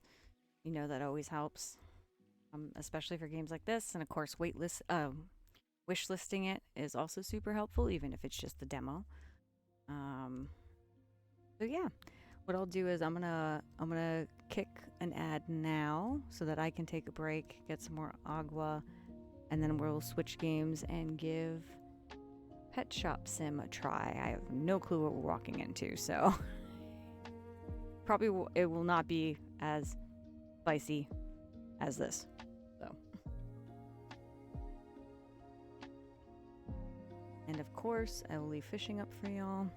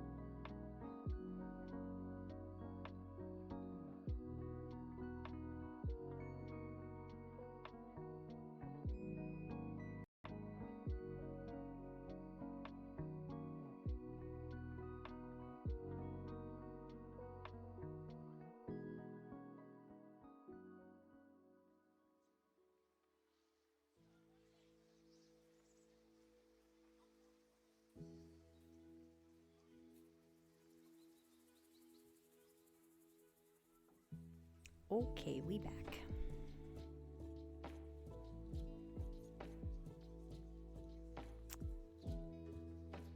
So, Pet Shop Simulator, giving that a little looky-loo. Game key from Keymailer.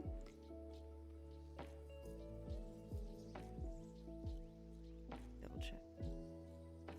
Quality. I was originally going to also play Lemon Cake tonight, but I had gotten it. I originally did not have a key for one and then ended up getting one, so I did a little swap out. So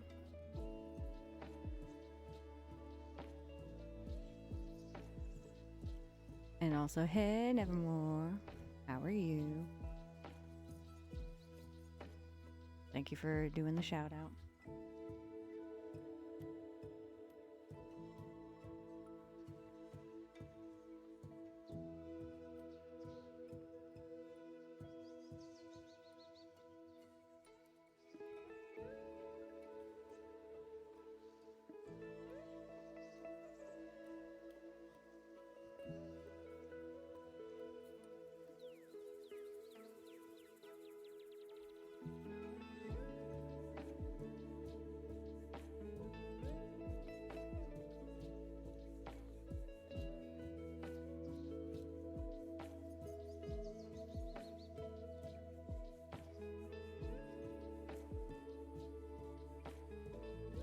Sorry, double check.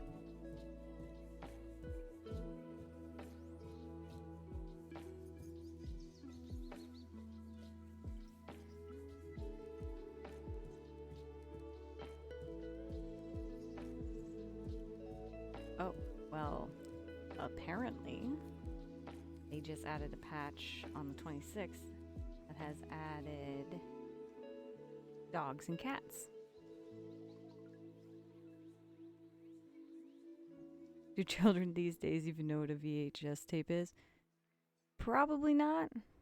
Some of them might from movie references and stuff, but you're not wrong.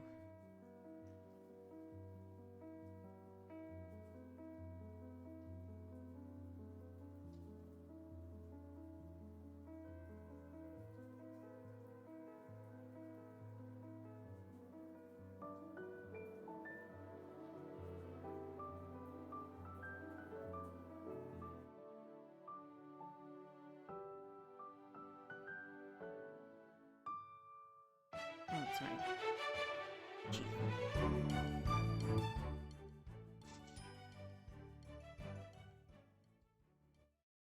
Game, shh. Gotta wash dishes.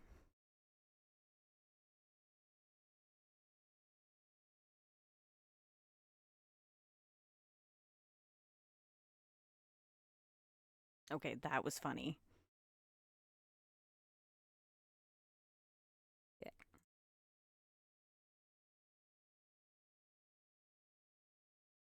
Loud.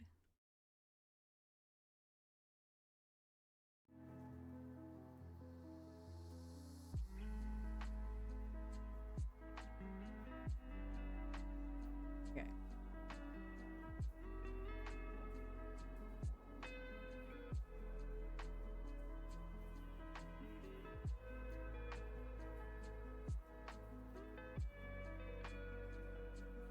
Oop, jeez. Okay, this is absolutely like call it retail simulator, or what is it, grocery shop simulator?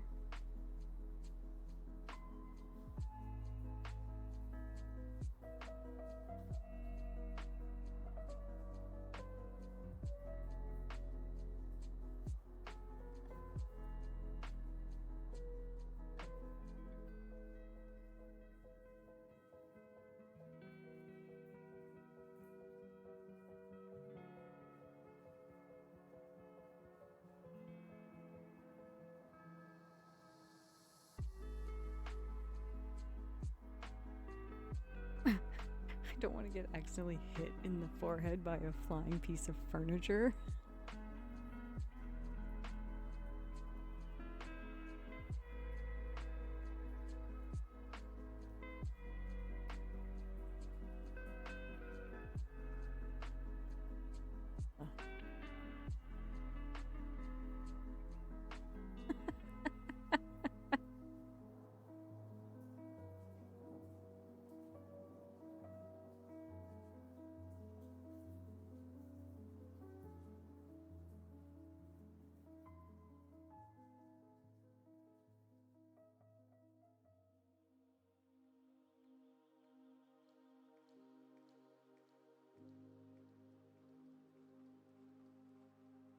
Fun fact, you got hit in the back of the head by a flying sod square once.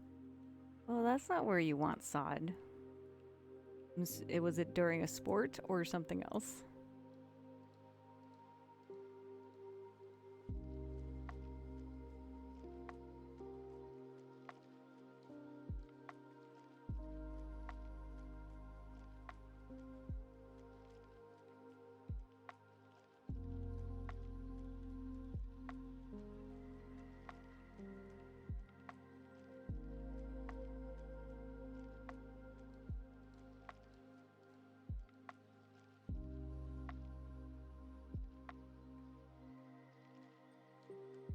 Okay. Random sod squares not at a sporting event.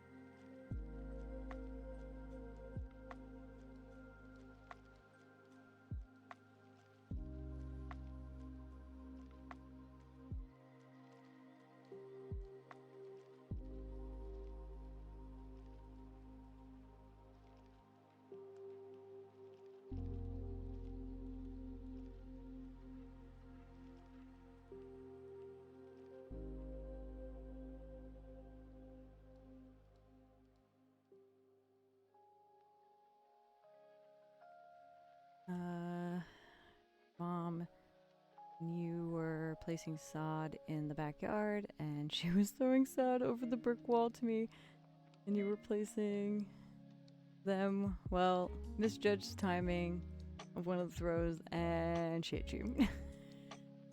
Yeah, that'll do it. Scared the crap out of herself and gave you a minor concussion. Oh man. I'm glad the sod didn't take you out. Because where else are we going to have our brain cell managed?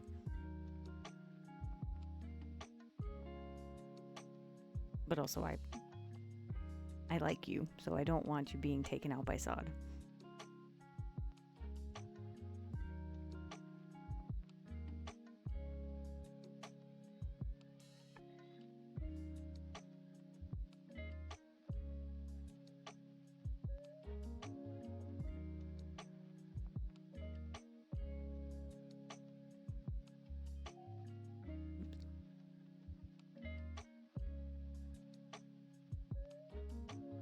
How goes simulating a pet shop?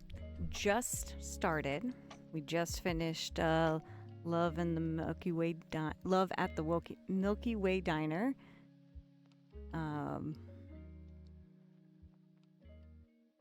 But yeah, so we're currently setting up the pet shop. And hey, Diz. It's pretty fun having to explain to the doctor. Your dog.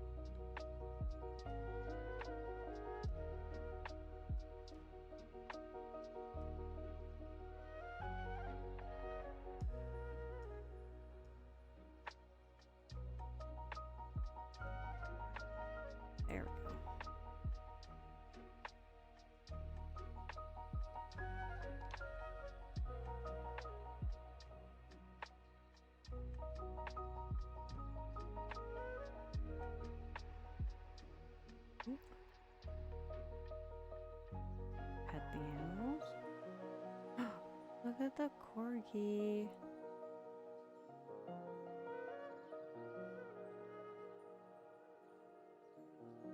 Welcome back, Nietzsche.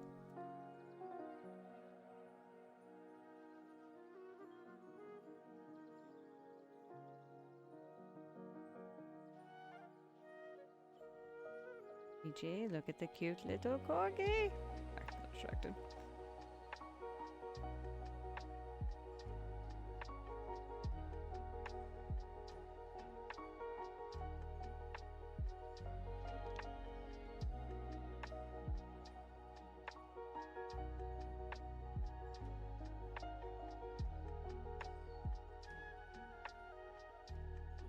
It's a protein.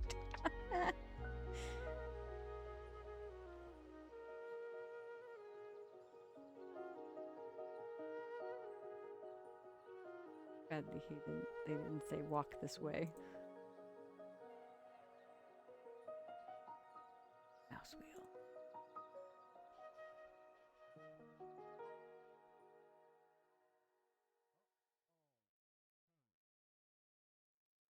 Oh, this is exactly.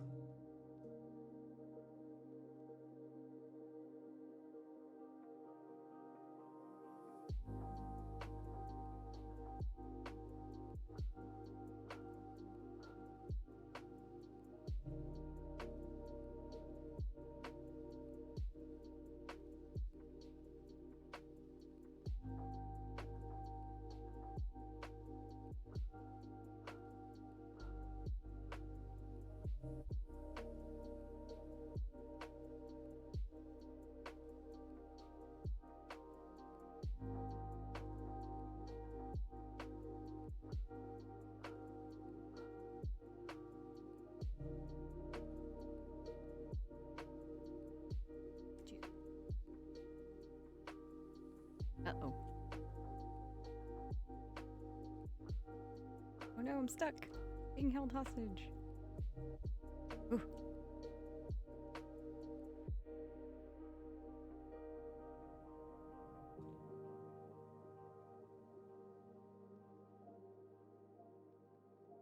It's okay. I got out of it. I was just dramatically sitting on my chair.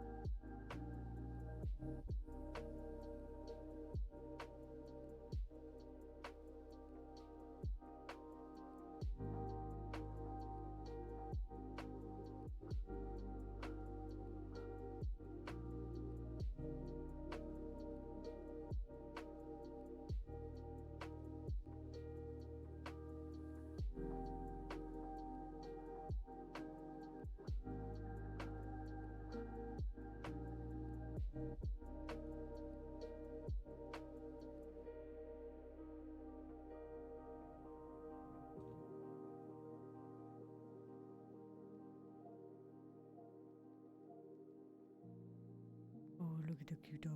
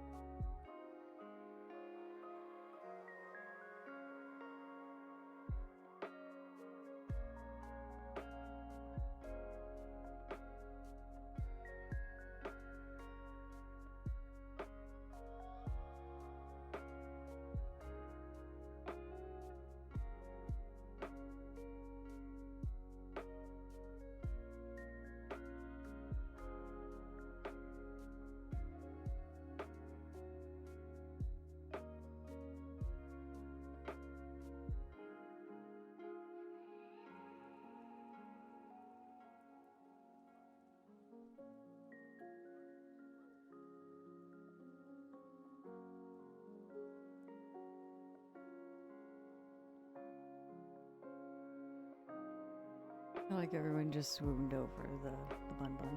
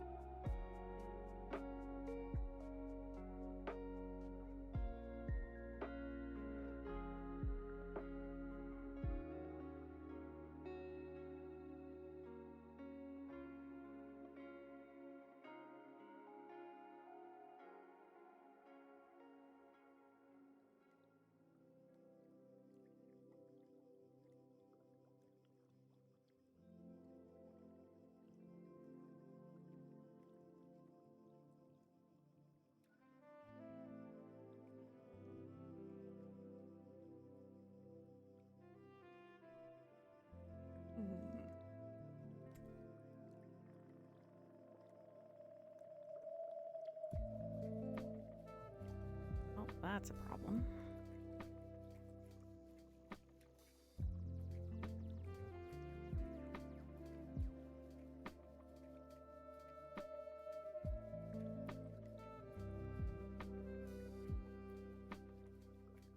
There we go.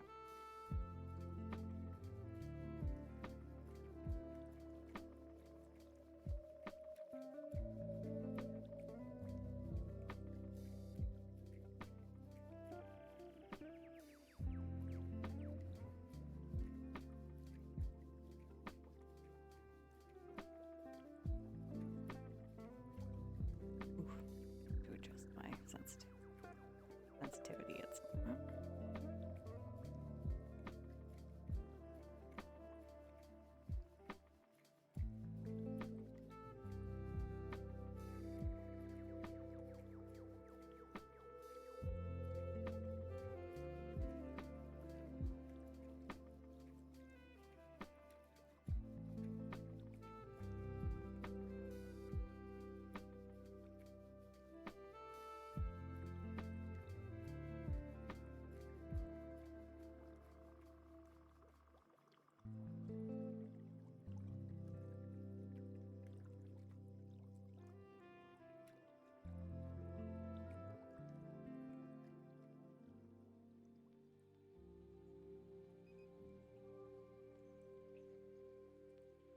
yeah.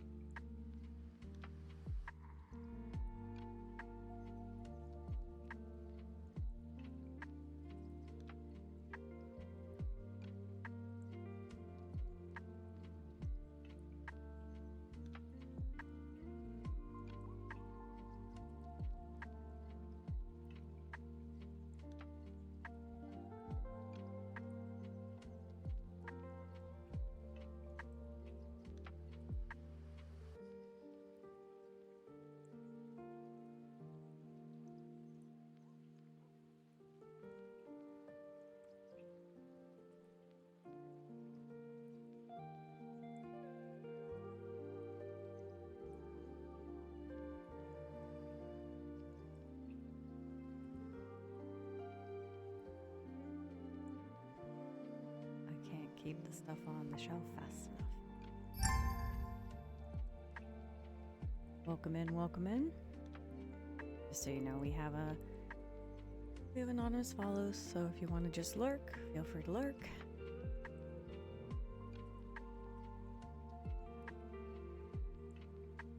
And for everyone who's lurking and or just joined us, we are currently playing our third game of the night for first impression Fridays, checking out Pet Shop Simulator.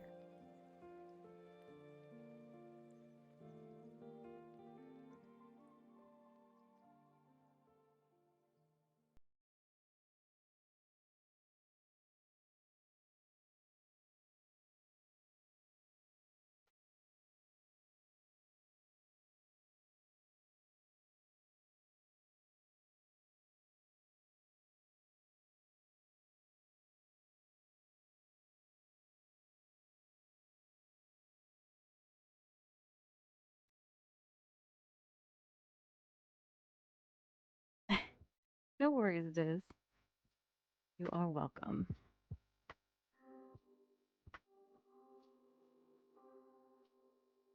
I hope you're having a good night.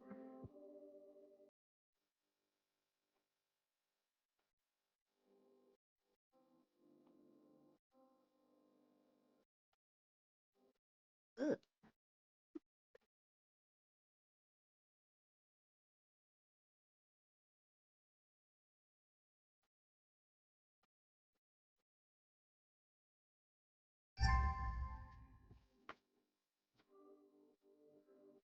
Welcome in, welcome in. Thank you for the follow.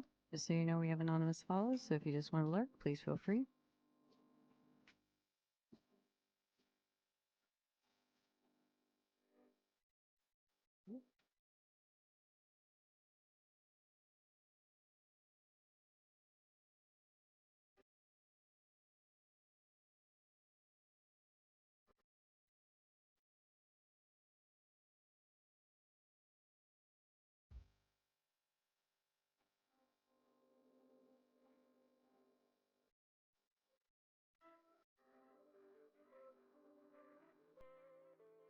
Oh, dang it.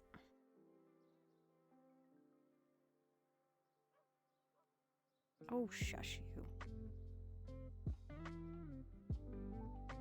Sleepy Michi.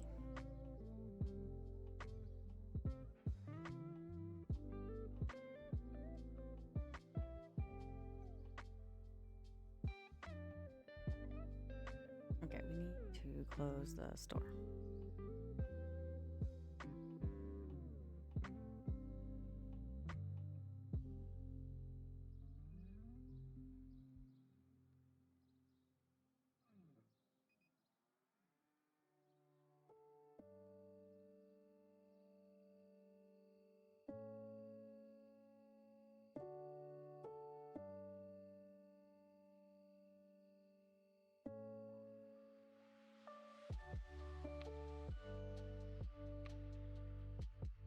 Down.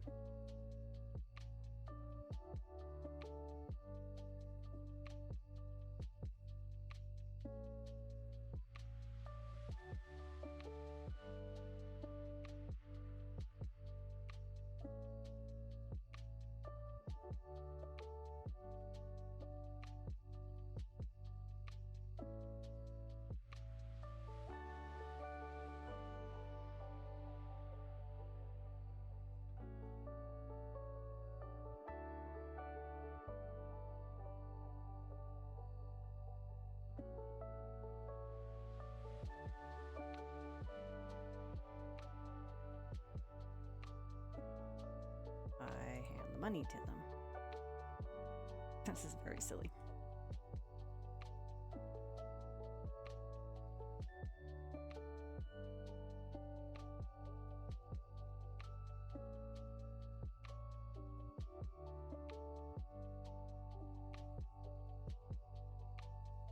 Okay.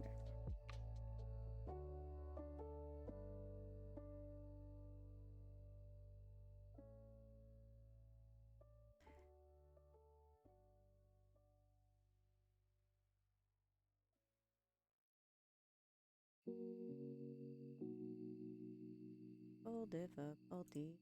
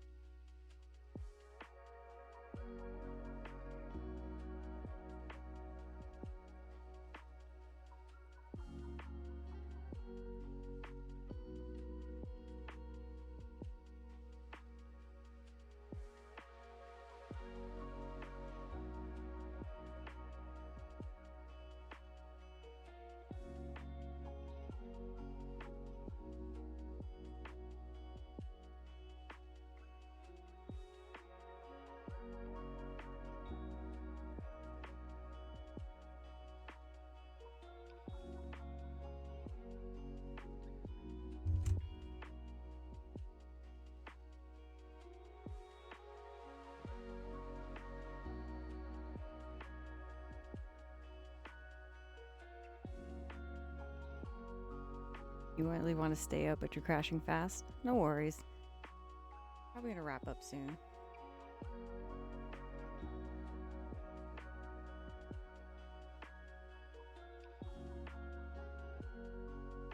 Actually, since I am fighting.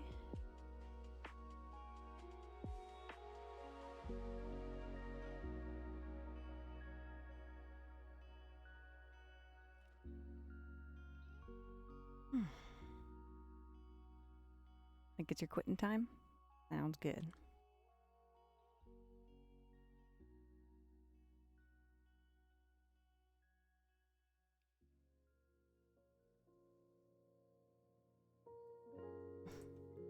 You can pet the animals with a creepy floaty hand.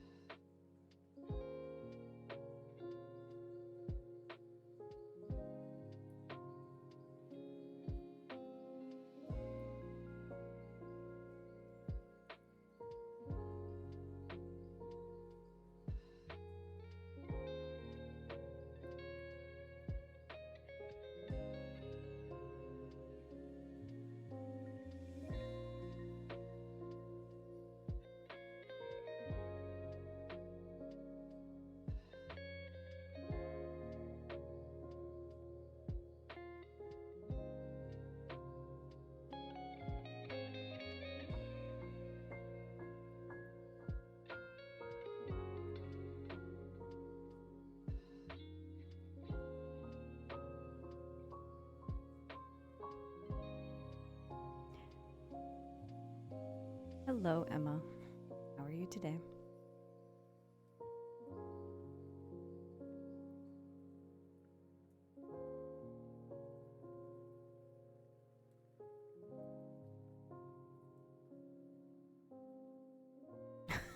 Oh, I lied.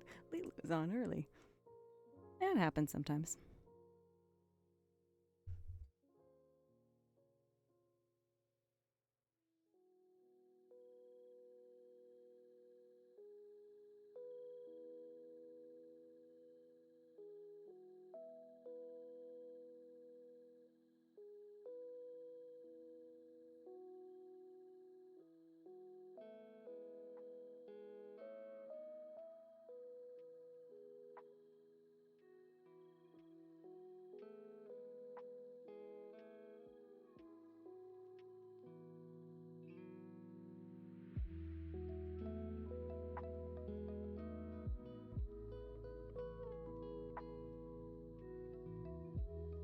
Am I streaming tomorrow? Yes, I am doing 7 p.m. stream.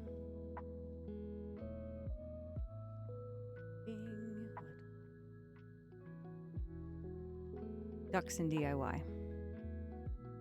So, I'm gonna do plastic duck simulator, and then RS42 Sport at 6 months. So yeah, we're gonna do that, and then I'm gonna do the rhinestoning.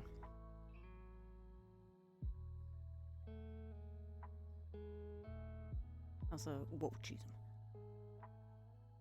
Hope you're doing well, sport. Thank you so much for the resub. 6 months, crazy.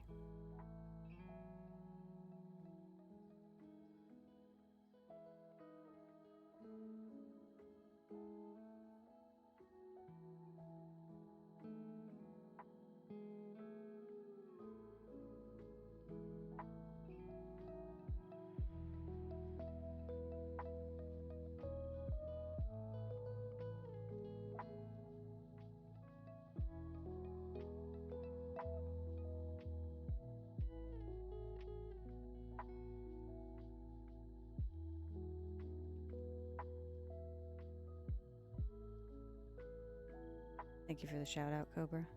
And yes, see you tomorrow.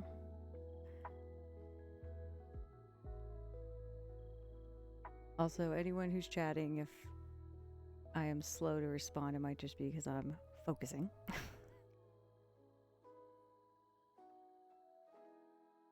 But I will do my best to pay attention. We're gonna go for,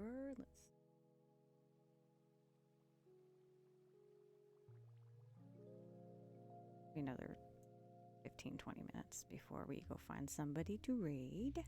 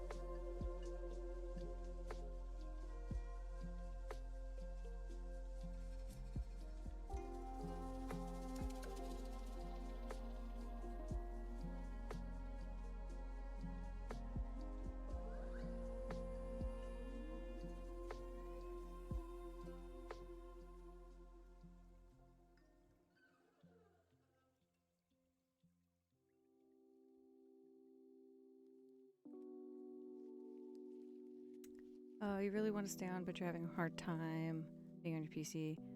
Oh yeah, no, of course. Go relax, sleep well. Like I said, I'm wrapping up soon, so...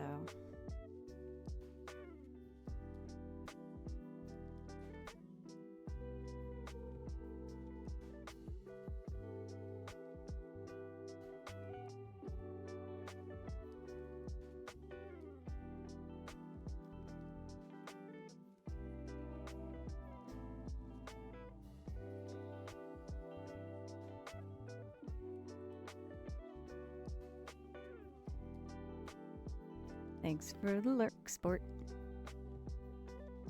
night, Michi.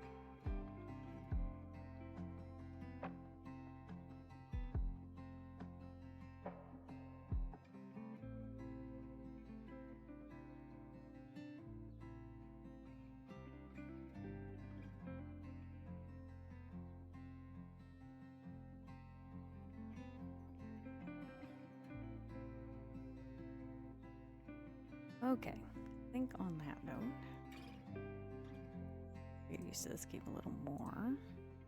Probably play a little bit more next week, Tuesday. So yeah.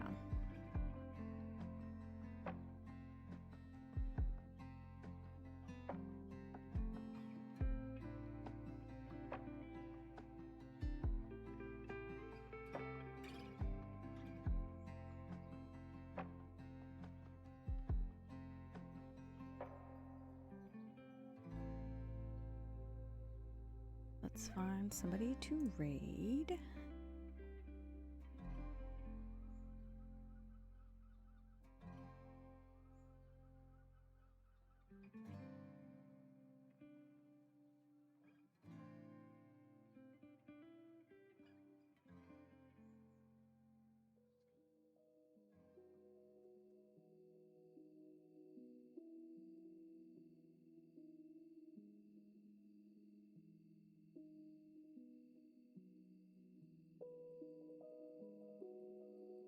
Oh, right.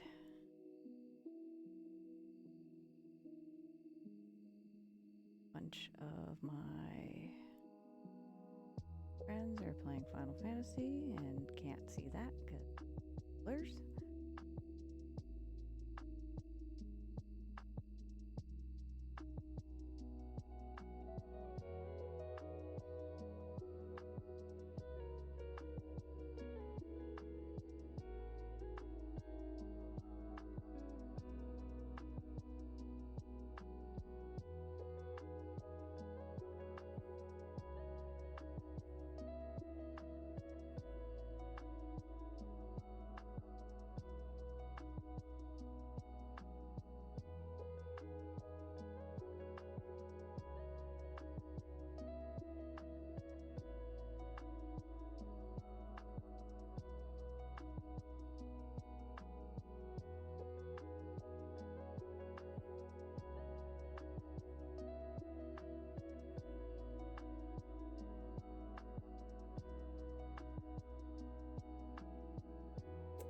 Okay.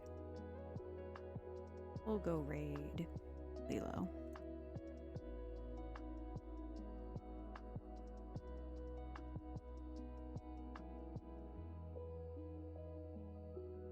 So if you can join.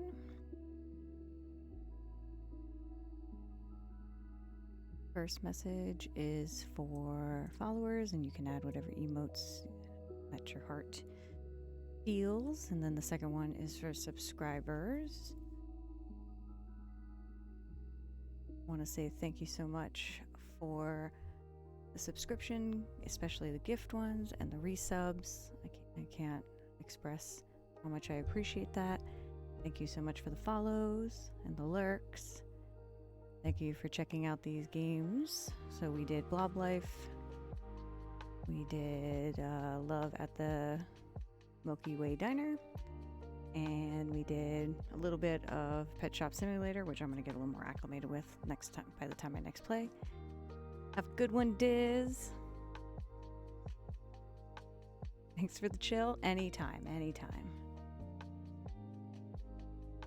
And then we'll be streaming again Saturday. We're doing ducks and DIY, so we will be playing Placid Plastic Duck Simulator while doing a rhinestone water bottle project for Cobra. It was a prize, so I'm gonna try to get that rhinestoned into oblivion for them. And yeah. But again, thank you so much everyone for hanging out, checking out the new games with me. I hope to see you all during Ducks and DIY. And if not, then I will talk about what I will be doing on Sunday, because that's going to be slightly different. It's a special Minecraft project, but we'll talk about that later. Yeah, everyone have a good one, and I'll talk to you all later. Bye!